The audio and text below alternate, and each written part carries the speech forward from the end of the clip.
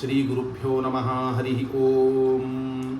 ಪ್ರಣಮ್ಯ ಚರಣಾಂಭೋಜಯುಗಲಂ ಕಮಲಾಪತೇಃ ಪ್ರಮಾಣ ಪದ್ಧತಿಂ ಕುರ್ಮೋ ಬಾಲಾನಾಂ ಬೋಧಸಿದ್ಧಯೇ. ಯಸ್ಯ ವಾಕ್ ಕಾಮಧೇನುರ್ನಃ ಕಾಮಿತಾರ್ಥಾನ್ ಪ್ರಯಚ್ಛತಿ ಸೇವೇತಂ ಜಯ ಯೋಗೀಂದ್ರಂ ಕಾಮಬಾಣಚ್ಛಿದಂ ಸದಾ. ಶಾಸ್ತ್ರೇಷು ಪಾರದರ್ಶ್ವಾನಂ ಶಾಸ್ತ್ರಜ್ಞೇಷು ಚ ವತ್ಸಲಂ ದೀನಭಕ್ತೋದ್ಧಾರಕರಂ ಸತ್ಯಾತ್ಮಾನಂ ಗುರುಂ ಭಜೆ. ವಿದ್ಯಾಪೀಠವಿಧಾತಾರಂ ವಿದ್ಯಾವಾರಿಧಿಚಂದಿರಂ ವಿದ್ಯಾರ್ಥಿವತ್ಸಲಂ ವಂದೇ ಮಹಾಮಹಿಮಸದ್ಗುರುಂ. ಆಪಾದಮೂಲಿಪರ್ಯಂತಂ ಗುರುಣಾಂ ಆಕೃತಿಂ ಸ್ಮರೇತ್ ತೇನ ವಿಘ್ನಾಃ ಪ್ರಣಶ್ಯಂತಿ ಸಿದ್ಧ್ಯಂತಿ ಚ ಮನೋರಥಾಃ. ಶ್ರೀ ಗುರುಭ್ಯೋ ನಮಃ ಹರಿ ಓಂ.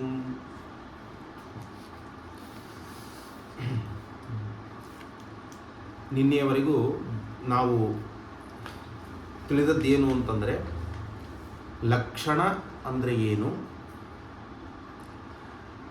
ಅಲಕ್ಷಣ ಅಂದರೆ ಏನು,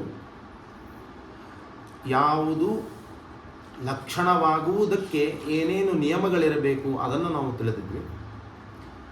ಆದ ಮೇಲೆ ಅದರಿಂದ ವಿರುದ್ಧವಾದದ್ದು, ಆ ನಿಯಮಕ್ಕೆ ಒಳಗಾಗದಿರುವುದು ಅದು ಅಲಕ್ಷಣ, ಅದನ್ನು ಅನ್ಯಥಾಭೂತವಾದದ್ದು ಅಂತ ಕರೆದರು. ಅನ್ಯಥಾಭೂತವಾದದ್ದು ಎಂಬ ಮಾತಿನಿಂದ ಅದನ್ನು ಕರೆದಿದ್ದಾರೆ. ಹೇಗೆ ಲಕ್ಷಣವಾಗುವುದಿಲ್ಲ ಅನ್ನಲಿಕ್ಕೆ ಏನು ಕಾರಣ ಅನ್ನಲಿಕ್ಕೆ 3 ದೋಷಗಳನ್ನು ಹೇಳಿದರು. ಏನಂತ? ಅಸಂಭವ, ಅವ್ಯಾಪ್ತಿ, ಅತಿವ್ಯಾಪ್ತಿ ಅಂತ 3 ದೋಷಗಳು. ಇದರಲ್ಲಿ ಯಾವುದಾದರೂ ಒಂದಿದ್ದರೂ ಕೂಡ ಆ ಧರ್ಮ ಅದು ಲಕ್ಷಣ ಅಂತ ಆಗುವುದಿಲ್ಲ. ಈ 3 ದೋಷಗಳಿಂದ ದೂರವಾದ ಧರ್ಮವೇ ಅದು ಅಸಾಧಾರಣ ಧರ್ಮ ಅಂತಾಗ್ತದೆ. ಆ ವಸ್ತುವಿನ ಅಸಾಧಾರಣ ಧರ್ಮ ಅಂತಾಗತ್ತೆ. ಅದರ ಜ್ಞಾನ ನಾವು ಮಾಡಿಕೊಂಡಾಗ ಅದರಿಂದ ಲಕ್ಷಜ್ಞಾನವಾಗ್ತದೆ ಅಂತ ನಿನ್ನೆವರೆಗೂ ನಾವು ಕೇಳಿದ್ವಿ. ಆ 3 ದೋಷಗಳಿಗೂ ಉದಾಹರಣೆಯನ್ನು ಕೊಟ್ಟು ವ್ಯವಸ್ಥೆ ಮಾಡಿಕೊಟ್ಟರು ಟೀಕಾಕೃತ್ಪಾದರು. ಈಗೇನು ಹೇಳ್ತಾ ಇದ್ದಾರೆ ಇವತ್ತಿನ ಪಾಠದಲ್ಲಿ ಅಂತಂದರೆ, ಮೇಲೆ ನೀವು ಹೆಡ್ಲೈನ್ ನೋಡಬಹುದು, ಲಕ್ಷಣ ಜ್ಞಾನ ಪ್ರಯೋಜನಂ ಅಂತ ಬರೆದಿದ್ದಾರೆ. ಅಲ್ಲೇ ನಿಮಗೆ ಒಂದು ಹಂತಕ್ಕೆ ಗೊತ್ತಾಗ್ಬಿಡುತ್ತೆ. ಲಕ್ಷಣ ಜ್ಞಾನ ನಾವು ಮಾಡಿಕೊಂಡಾಗ, ಲಕ್ಷಣದ ಜ್ಞಾನ ನಾವು ಮಾಡಿಕೊಂಡುವೆ ಅಂತಂದರೆ ಅದರಿಂದ ನಮಗೇನು ಲಾಭ, ಏನು ಪ್ರಯೋಜನವಾಗ್ತದೆ ಅಂತನ್ನುವುದನ್ನು ಇವತ್ತಿನ ಪಾಠದಲ್ಲಿ ನಾವು ತಿಳಿಯಲಿಕ್ಕೆ ಹೊರಟಿದ್ದೇವೆ ಅಲ್ವಾ. ಉದಾಹರಣೆ ಲಕ್ಷ್ಯ ಯಾವುದನ್ನು ಇಟ್ಕೊಂಡಿದ್ದೇವೆ? ಗೋವುಗಳನ್ನು ಲಕ್ಷ್ಯವಾಗಿ ಇಟ್ಟುಕೊಂಡಿದ್ದೇವೆ. ಅಥವಾ ಇನ್ನೊಂದು ಉದಾಹರಣೆಯನ್ನು ನಾವು ತೆಗೆದುಕೊಳ್ಳೋಣ. ಮನುಷ್ಯ ಅನ್ನುವವನು ಲಕ್ಷ್ಯ. ಎಷ್ಟು ಜನ ಮನುಷ್ಯರು? 100 ಜನ ಅಂತ ಇಟ್ಕೊಳ್ಳೋಣ ಉದಾಹರಣೆಗೆ, ನಮಗೆ ಅರ್ಥ ಮಾಡಿಕೊಳ್ಳಿಕ್ಕೆ. 100 ಜನ ಮನುಷ್ಯರು. ಆ ಮನುಷ್ಯರೆಲ್ಲರೂ ಲಕ್ಷ್ಯರು. ಅವರ ಲಕ್ಷಣವನ್ನು ನಾವು ಇವಾಗ ಹೇಳಬೇಕಾಗಿದೆ ಅಲ್ವಾ. ಲಕ್ಷಣ ಏನು? ಲಕ್ಷಣ ಮನುಷ್ಯರ ಲಕ್ಷಣ ಅಂದರೆ ಮನುಷ್ಯರಲ್ಲಿಯೇ ಇರುವಂತಹ ಅಸಾಧಾರಣ ಧರ್ಮವನ್ನು ಲಕ್ಷಣ ಅಂತ ಹೇಳಬೇಕು. ಹಾಗಾದರೆ ಮನುಷ್ಯರಲ್ಲಿಯೇ ಇರುವ ಅಸಾಧಾರಣವಾದ ಧರ್ಮ ಅಂದರೆ ಮನುಷ್ಯರನ್ನು ಬಿಟ್ಟು ಬೇರೆ ಕಡೆಗೆ ಇಲ್ಲದಿರುವ, ಆಗಬಾರದು. ಮನುಷ್ಯರಲ್ಲಿಯೂ ಇದೆ, ಬೇರೆ ಕಡೆಗೂ ಇದೆ ಅಂತ ಆಗಬಾರದು. ಸಾಧಾರಣ ಅಂತ ಆಗಿಬಿಡತ್ತೆ, ಕಾಮನ್ ಅಂತ ಆಗಿಬಿಡತ್ತೆ. ಅಲ್ಲ, ಮನುಷ್ಯರಲ್ಲಿ ಮಾತ್ರ ಇರುವಂತಹ ಮತ್ತು ಮನುಷ್ಯರಲ್ಲಿ ಎಲ್ಲ ಮನುಷ್ಯರಲ್ಲಿಯೂ ಇರುವಂತಹ ಧರ್ಮ ಅದು ಅಸಾಧಾರಣ ಧರ್ಮ, ಮನುಷ್ಯರ ಅಸಾಧಾರಣ ಧರ್ಮ ಅಂತ ಆಗತ್ತೆ. ಯಾವುದದು ಅಂತಂದರೆ ಮನುಷ್ಯತ್ವ ಎಂಬ ಧರ್ಮ ಇದೆ ಅವರಲ್ಲಿ. ಆದ್ದರಿಂದ ಅವರೆಲ್ಲರೂ ಮನುಷ್ಯರು ಅಂತ ಕರೆಸ್ಕೊಳ್ತಾರೆ. ಆ ಧರ್ಮವಿದ್ದದ್ದರಿಂದಲೇ ಮನುಷ್ಯರು ಅಂತ ಕರೆಸ್ಕೊಳ್ತಾರೆ. ಹಾಗಾದರೆ ಮನುಷ್ಯತ್ವ ಎಂಬ ಧರ್ಮ ಏನಾಯಿತು? ಮನುಷ್ಯರ ಅಸಾಧಾರಣ ಧರ್ಮವಾಯಿತು. ಮನುಷ್ಯರಲ್ಲಿ ಮಾತ್ರ ಇರುವ, ಎಲ್ಲ ಮನುಷ್ಯರಲ್ಲಿಯೂ ಇರುವ. ಮನುಷ್ಯರಲ್ಲಿ ಮಾತ್ರ ಇರುತ್ತೆ ಅಂತಂದರೆ ಕೆಲವು ಮನುಷ್ಯರಲ್ಲಿ ಇರುತ್ತೆ ಅಂತಂದ್ಬಿಟ್ರೆ ಮನುಷ್ಯರಲ್ಲಿ ಮಾತ್ರ ಇದ್ದಂತೆ ಅಂತ ಆಗುತ್ತೆ. ಹಾಗಲ್ಲ, ಮನುಷ್ಯರಲ್ಲಿ ಮಾತ್ರ ಇರಬೇಕು, ಎಲ್ಲ ಮನುಷ್ಯರಲ್ಲಿಯೂ ಇರಬೇಕು. ಅಂತಹದ್ದು ಅಸಾಧಾರಣ ಧರ್ಮ ಅಂತಾಗತ್ತೆ. ಅದನ್ನು ಲಕ್ಷಣ ಅಂತ ಕರೀತಾರೆ. ಅದರ ಜ್ಞಾನದಿಂದ ಏನು ಲಾಭವಾಗ್ತದೆ ಅನ್ನುವುದನ್ನು ಈಗ ನಾವು ಅರ್ಥ ಮಾಡಿಕೊಳ್ತೇವೆ. ಏನಾಗುತ್ತೆ? ವಾಕ್ಯವನ್ನು ನೋಡಿ. ಸ್ವಲ್ಪ ಶಬ್ದಗಳು, ವಾಕ್ಯಗಳು ಸ್ವಲ್ಪ ಕಷ್ಟ ಅಂತ ಅನಿಸುತ್ತೆ. ಸ್ವಲ್ಪ ಸೂಕ್ಷ್ಮವಾಗಿ ಗಮನ ಕೊಟ್ಟು ನಾವು ಅರ್ಥ ಮಾಡಿಕೊಂಡಾಗ ನಮಗೆ ಅರ್ಥವಾಗಲಿಕ್ಕೆ ಸಾಧ್ಯವಾಗ್ತದೆ. ಏನು ಹೇಳ್ತಾ ಇದ್ದಾರೆ?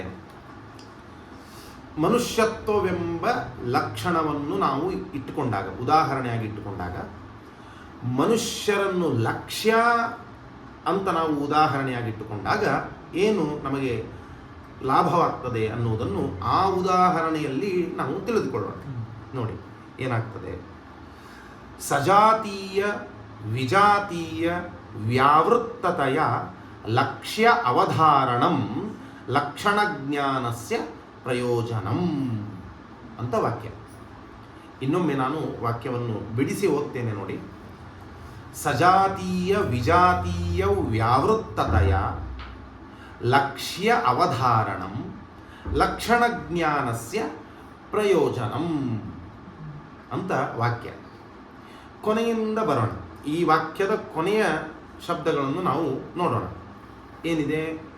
ಲಕ್ಷಣಜ್ಞಾನಸ್ಯ ಪ್ರಯೋಜನಂ ಅಂತಿದೆ. ಸಿಕ್ತಲ್ಲ? ಅಂದ್ರೆ ಏನರ್ಥ ನಿಮಗೆ ಗೊತ್ತು. ಲಕ್ಷಣ ಜ್ಞಾನಸ್ಯ ಅಂದರೆ ಲಕ್ಷಣದ ಜ್ಞಾನ ಏನಿದೆ ಅದರ ಪ್ರಯೋಜನಂ, ಪ್ರಯೋಜನವು ಷಷ್ಠಿ ವಿಭಕ್ತಿಗೆ ಅದರ ಅಂತರ್ಥ ಅಲ್ವಾ? ಹಾಗಾದ್ರೆ ಲಕ್ಷಣ ಜ್ಞಾನದ ಪ್ರಯೋಜನ ಏನು ಅಂದರೆ ಹಿಂದೆ ಹೇಳಿದ್ದು. ಹಿಂದೆ ಅಂದರೆ ಈ ವಾಕ್ಯದಲ್ಲಿ ಹಿಂದಿನ ಶಬ್ದಗಳಿಂದ ಏನು ಹೇಳಿದ್ದಾರೆ ಅದೇನೇ ಲಕ್ಷಣ ಜ್ಞಾನಸ್ಯ ಪ್ರಯೋಜನಂ, ಲಕ್ಷಣದ ಜ್ಞಾನದಿಂದ ಉಂಟಾಗುವ ಪ್ರಯೋಜನ, ಲಾಭ ಅಲ್ವಾ? ಇಷ್ಟು ಮೊದಲು ಅದಕ್ಕೆ ಆ ಮಾತನ್ನು ನಾವು ನೋಡಿಕೊಳ್ಳೋಣ. ಲಕ್ಷಣ ಜ್ಞಾನಸ್ಯ ಪ್ರಯೋಜನಂ, ಲಕ್ಷಣ ಜ್ಞಾನದ ಪ್ರಯೋಜನ ಏನದು? ಆ ವಾಕ್ಯದಲ್ಲಿ ಹಿಂದಿನ ಅಂಶವನ್ನು ನೋಡಿ. ಏನು? ಸಜಾತೀಯ ವಿಜಾತೀಯ ವ್ಯಾವೃತ್ತತೆಯ ಲಕ್ಷ್ಯ ಅವಧಾರಣಂ ಅನ್ನುವುದೇ ಲಕ್ಷಣ ಜ್ಞಾನಸ್ಯ ಪ್ರಯೋಜನಂ, ಲಕ್ಷಣ ಜ್ಞಾನದ ಪ್ರಯೋಜನ. ನಾವು ಟೀಕಾಕೃತ್ಪಾದರು ಉದಾಹರಣೆಯನ್ನು ಒಂದು ಕೊಟ್ಟಿದ್ದಾರೆ. ಅದಕ್ಕಿಂತ ಮೊದಲು ನಾವು ಒಂದು ಉದಾಹರಣೆಯನ್ನು ಇಟ್ಟುಕೊಂಡು ನೋಡಿಕೊಳ್ಳೋಣ. ಏನು? ಲಕ್ಷಣ ಜ್ಞಾನದ ಪ್ರಯೋಜನ ಅಂತ ನಾನು ಹೇಳಿದೆ. ಲಕ್ಷಣ ಯಾವುದು ಇವಾಗ? ಮನುಷ್ಯತ್ವ. ಕರೆಕ್ಟ್. ಮನುಷ್ಯತ್ವ ಎನ್ನುವುದು ಲಕ್ಷಣ. ಲಕ್ಷ್ಯ ಯಾರು? ಮನುಷ್ಯರು. 100 ಜನ ಅಂತ ನಾವು ಉದಾಹರಣೆಗೋಸ್ಕರ ಇಟ್ಕೊಂಡಿದ್ದೇವೆ ಲಕ್ಷ್ಯರನ್ನು. ಹಾಗಾದರೆ ಲಕ್ಷ್ಯರು ಮನುಷ್ಯರು, ಅವರಲ್ಲಿರುವ ಅಸಾಧಾರಣವಾದ ಧರ್ಮ ಅದು ಲಕ್ಷಣ. ಯಾವುದು? ಮನುಷ್ಯತ್ವ ಎಂಬ ಧರ್ಮ ಅವರಲ್ಲಿಯೇ ಇರಬೇಕು, ಎಲ್ಲರಲ್ಲಿಯೂ ಇರಬೇಕು. ಅವರನ್ನು ಬಿಟ್ಟು ಒಂದು ಬೇರೆ ವಸ್ತುವಿನಲ್ಲಿ ಇರಬಾರದು. ಅದು ಮನುಷ್ಯತ್ವ ತಾನೇ. ಆದ್ದರಿಂದ ಅದು ಅಸಾಧಾರಣವಾದ ಮನುಷ್ಯರದ್ದೇ ಆದ ಅಸಾಧಾರಣ ಧರ್ಮ, ಅದು ಲಕ್ಷಣ. ಈ ಮನುಷ್ಯತ್ವ ಜ್ಞಾನ ನಾವು ಮಾಡಿಕೊಂಡಾಗ, ಮನುಷ್ಯತ್ವದ ಜ್ಞಾನ ನಮಗಾಯಿತು ಅಂತಾದರೆ ಅದರಿಂದ ನಮಗೇನು ಪ್ರಯೋಜನ ಅಂತಂದರೆ ಈ ವಾಕ್ಯದಿಂದ ನಾವು ಅರ್ಥ ಮಾಡಿಕೊಳ್ಳಬಹುದು. ಏನಾಗುತ್ತೆ? ಸಜಾತೀಯ ವಿಜಾತೀಯ ವ್ಯಾವೃತ್ತತೆಯ ಲಕ್ಷ್ಯ ಅವಧಾರಣಂ ಅಂತ ಹೇಳಿದ್ದಾರೆ. ಇದೇನೇ ಲಕ್ಷಣ ಜ್ಞಾನದಿಂದ ಉಂಟಾಗುವ ನಮಗೆ ಆಗುವ ಪ್ರಯೋಜನ. ಏನು? ಮೊದಲು ಮುಂದಿನ ಭಾಗವನ್ನು ನೋಡಿ. ಮುಂದಿನ ಭಾಗ ಅಂದರೆ ಆ ವಾಕ್ಯದಲ್ಲಿಯೇ ಮುಂದಿನ ಭಾಗ ಲಕ್ಷ್ಯ ಅವಧಾರಣಂ. ನೋಡಿ ಸರಿಯಾಗಿ ನೋಡ್ಕೊಳ್ಳಿ. ಲಕ್ಷ್ಯ ಅವಧಾರಣಂ. ಲಕ್ಷ್ಯ ಅಂದರೆ ಇಲ್ಲಿ ಉದಾಹರಣೆಯಲ್ಲಿ ಮನುಷ್ಯರು. ಲಕ್ಷ್ಯ ಅಂದ್ರೆ ಏನು ಅಂತನ್ನುವುದರ ಆ ಲಕ್ಷ್ಯದ ಲಕ್ಷಣವನ್ನು ಬೇರೆ ಹೇಳ್ತಾರೆ. ಹಿಂದೆ ಹೇಳಿದ್ದು ಲಕ್ಷಣದ ಲಕ್ಷಣವನ್ನು ಹೇಳಿದರು. ಮುಂದೆ ಹೇಳ್ತಾರೆ ಲಕ್ಷ್ಯ ಅಂದ್ರೆ ಏನು, ಅದರ ಲಕ್ಷಣವನ್ನು ಹೇಳ್ತೇವೆ ನಾವು ಅಲ್ವಾ? ಅದನ್ನು ಹೇಳ್ತಾರೆ. ಆ ಲಕ್ಷಣ ಮುಖೇನ ನಾವು ಆಮೇಲೆ ತಿಳ್ಕೊಳ್ಳೋಣ. ಲಕ್ಷ್ಯ ಅಂದ್ರೆ ಏನು, ಲಕ್ಷಣವನ್ನು, ಅದರ ಲಕ್ಷಣವನ್ನು ತಿಳಿದುಕೊಂಡು ನಾವು ಲಕ್ಷ್ಯವನ್ನು ಅರ್ಥ ಮಾಡಿಕೊಳ್ಳೋಣ. ಅಂತೂ ಲಕ್ಷ್ಯ ಅಂತ ಒಂದು ಇರಲೇಬೇಕು ಅಂತ ಇಟ್ಕೊಂಡು ನಾವು ಹೊರಟಿದ್ದೇವೆ. ಇವಾಗ ಮನುಷ್ಯರು ಲಕ್ಷ್ಯ ಅಲ್ವಾ? ಯಾವುದರ ಲಕ್ಷಣವನ್ನು ಹೇಳ್ತಾ ಇದ್ದೇವೆ ಅದು ಲಕ್ಷ್ಯ ಅಂತ ಒಂದು ಸಾಮಾನ್ಯ ಪರಿಚಯ ಮಾಡಿಕೊಂಡು ನಾವು ಹೊರಟಿದ್ದೇವೆ. ಹಾಗಾದರೆ ಮನುಷ್ಯರು ಲಕ್ಷ್ಯ. ಮನುಷ್ಯರಲ್ಲಿರುವ ಅಸಾಧಾರಣ ಧರ್ಮ ಮನುಷ್ಯತ್ವ ಧರ್ಮ ಅಲ್ವಾ? ಅದೇ ಲಕ್ಷಣ, ಅದರ ಜ್ಞಾನ ನಾನು ಮಾಡಿಕೊಂಡೆ. ನನಗೇನಾಯಿತು, ಏನು ಲಾಭವಾಯಿತು, ಏನು ಪ್ರಯೋಜನ ಉಂಟಾಯಿತು ಅಂತಂದರೆ ಸಜಾತೀಯ ವಿಜಾತೀಯ ವ್ಯಾವೃತ್ತತೆಯ ಲಕ್ಷ್ಯ ಅವಧಾರಣಂ. ಲಕ್ಷ್ಯದ ಅವಧಾರಣೆ ನನಗಾಯಿತು. ಈ ಸಜಾತೀಯ ವಿಜಾತೀಯ ವ್ಯಾವೃತ್ತತೆಯ ಅನ್ನುವುದು ಸದ್ಯಕ್ಕೆ ಬದಿಗೆ ಇಟ್ಕೊಳ್ಳಿ. ಲಕ್ಷಣ ಜ್ಞಾನದಿಂದಾಗುವ ಪ್ರಯೋಜನ ಏನು? ಲಕ್ಷ್ಯ ಅವಧಾರಣ. ಲಕ್ಷ್ಯದ ಅವಧಾರಣೆ. ಅವಧಾರಣೆ ಅಂದ್ರೆ ಏನು? ಅವಧಾರಣೆ ಅಂತಂದ್ರೆ ನಿರ್ಣಯ. ಅವಧಾರಣೆ ಅಂತಂದ್ರೆ ನಿರ್ಣಯ ಅಂತ ಅರ್ಥ. ಹಾಗಾದ್ರೆ ಲಕ್ಷ್ಯ ಅವಧಾರಣಂ ಅಂದ್ರೆ ಲಕ್ಷ್ಯದ ನಿರ್ಣಯ ಅಂದ್ರೆ ಇದು ಲಕ್ಷ್ಯ, ಇದುವೇ ಲಕ್ಷ್ಯ. ನೋಡಿ, ನಿರ್ಣಯಕ್ಕೂ ಜ್ಞಾನಕ್ಕೂ ಜಾಸ್ತಿ ಏನು ವ್ಯತ್ಯಾಸ ಇಲ್ಲ, ಆದರೂ ಸ್ವಲ್ಪ ವ್ಯತ್ಯಾಸ ಇದೆ. ಇದು ಪುಸ್ತಕ ಜ್ಞಾನ, ಇದುವೇ ಪುಸ್ತಕ, ಇದು ಪುಸ್ತಕವೇ. ಇದೇನಿದೆ? ಇದು ನಿರ್ಣಯಾತ್ಮಕವಾದ ಜ್ಞಾನ. ಇದು ಪುಸ್ತಕ ಅಂತ ಹೇಳಿಬಿಟ್ರೆ ಆಮೇಲೆ ಹತ್ತಿರದಲ್ಲಿ ಹೋಗಿ ನೋಡಿದಾಗ ಅದು ಪುಸ್ತಕ ಅಲ್ಲ, ಅದು ಚಿಕ್ಕ ಮಣೆ ಅಂತ ಅನಿಸಿದ್ರೆ, ಮಣೆಯ ಮೇಲೆ ಅದೇನೋ ಚಿತ್ರ ಬರೆದಿದ್ರು ಪುಸ್ತಕ ಅಂತ ಅನ್ಕೊಂಡ್ಬಿಟ್ಟೆ ನಾನು, ಅದೇ ಕಲರಲ್ಲಿತ್ತು ಅಂತ ನಾವು ಭ್ರಮಿಸಿದರೆ ಜ್ಞಾನ ಭ್ರಮವೂ ಆಗತ್ತೆ. ಜ್ಞಾನ ಭ್ರಮವೂ ಆಗತ್ತೆ, ಜ್ಞಾನ ನಿರ್ಣಯ ರೂಪವೂ ಆಗತ್ತೆ. ಭ್ರಮಿಸಬಹುದು ಒಂದು ವಸ್ತುವನ್ನು ನೋಡಿ ನಾವು, ಅದು ಬೆಳ್ಳಿ ಅಂತ ನಾವು ಅಂದ್ಕೊಂಡ್ವಿ. ನದಿ ದಂಡೆಗೆ ಹೋಗ್ತೇವೆ, ಶಾಸ್ತ್ರದಲ್ಲಿ ಅನೇಕ ಕಡೆ ಪ್ರಸಿದ್ಧವಾದ ಉದಾಹರಣೆ ಇದು, ಭ್ರಾಂತಿಗೆ, ಭ್ರಮೆಗೆ. ನದಿ ದಂಡೆಗೆ ಹೋಗ್ತೇವೆ, ಒಂದು ಕಪ್ಪೆ ಚಿಪ್ಪು ಬಿದ್ದಿರತ್ತೆ, ಅದಕ್ಕೆ ಶಾಸ್ತ್ರದಲ್ಲಿ ಶುಕ್ತಿ ಅಂತಾರೆ, ನೆನ್ಪಿಟ್ಕೊಳ್ಳಿ, ಶುಕ್ತಿ ಅಂತಾರೆ. ಶುಕ್ತಿಯನ್ನು ನೋಡಿ ನಾವೇನು ಅನ್ಕೊಳ್ತೇವೆ, ಸ್ವಲ್ಪ ದೂರ ಇರ್ತೇವೆ, ಕಣ್ಣಿಗೆ ಬಿದ್ದಿದೆ, ಕಂಡಿದೆ, ನಾವೇನು ಅನ್ಕೊಳ್ತೇವೆ ಅದನ್ನು ನೋಡಿ, ಇದು ರಜತ, ಬೆಳ್ಳಿಗೇನಂತಾರೆ ರಜತ ಅಂತಂತಾರೆ. ಹಾಗಾದ್ರೆ ಶುಕ್ತಿಯನ್ನು ನೋಡಿ ನಾವು ರಜತ ಎಂದು ಭ್ರಮಿಸಿದೆವು. ನಿಜವಾಗಿ ರಜತ ಇದೆಯಾ? ಅಲ್ಲಿ ಇದ್ದದ್ದು ಶುಕ್ತಿ, ಕಪ್ಪೆ ಚಿಪ್ಪು, ಅದನ್ನು ನಾವು ರಜತ ಎಂದು ಭ್ರಮಿಸಿದೆವು. ಹತ್ತಿರ ಹೋಗಿ ನೋಡಿದಾಗ ಏನಾಯಿತು? ಓಹೋ, ಇದು ರಜತವಲ್ಲ, ಇದು ಶುಕ್ತಿಯೇ ಅಂತ ಆಮೇಲೆ ನಿರ್ಣಯಾತ್ಮಕ ಜ್ಞಾನ ಬರುತ್ತೆ.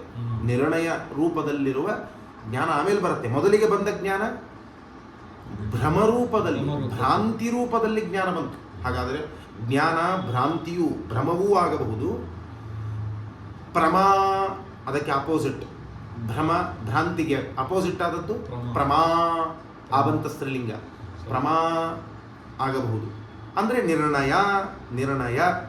ನಿರ್ಣಯಾತ್ಮಕವಾದ ಜ್ಞಾನವೂ ಆಗಬಹುದು. ಹಾಗಾದರೆ ಸುಮ್ಮನೆ ಜ್ಞಾನ ಬಂದರೆ ಅದು ನಿರ್ಣಯ ಅಂತ ಹೇಳಲಿಕ್ಕಾಗಲ್ಲ.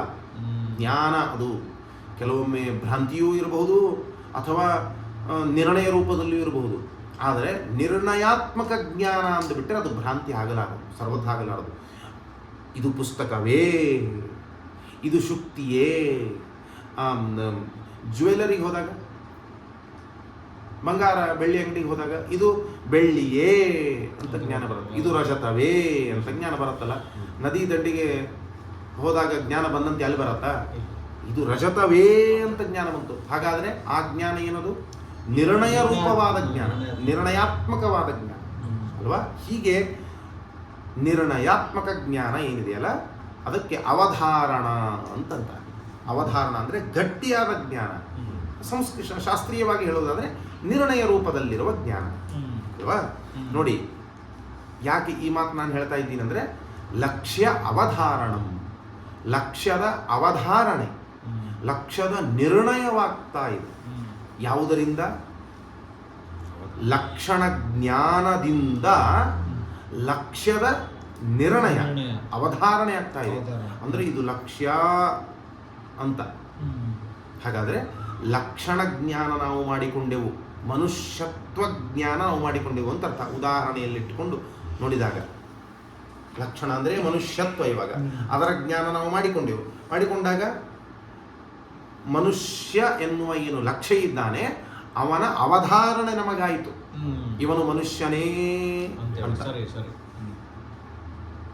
ಏವಂಚ ಏನಾಯಿತು? ಲಕ್ಷಣ ಜ್ಞಾನದಿಂದ ಏನು ಪ್ರಯೋಜನ? ಲಕ್ಷ್ಯದ ಅವಧಾರಣೆ, ಲಕ್ಷ್ಯದ ನಿರ್ಣಯ. ಇದುವೇ ಲಕ್ಷ್ಯ, ಇದು ಲಕ್ಷ್ಯ, ಇವನು ಮನುಷ್ಯನೇ ಅಂತ ಜ್ಞಾನ ಬಂತು ಅಲ್ವಾ? ಇದೇ ಅವಧಾರಣ ರೂಪದಲ್ಲಿರುವ ಜ್ಞಾನ, ನಿರ್ಣಯ ರೂಪದಲ್ಲಿರುವ ಜ್ಞಾನ. ಲಕ್ಷ್ಯದ ಜ್ಞಾನ ಆ ರೀತಿ ಬರುತ್ತೆ, ಲಕ್ಷಣ ಜ್ಞಾನದಿಂದ.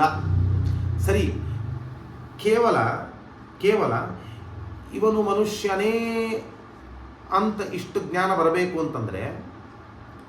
ಅಂತಂದ್ರೆ ಬೇರೆ ವಸ್ತು ಅಲ್ಲ ಅಂತ ಆದರೆ ತಾನೇ ಇವನು ಮನುಷ್ಯನೇ ಅಂತ ಜ್ಞಾನವಾಗುವುದು.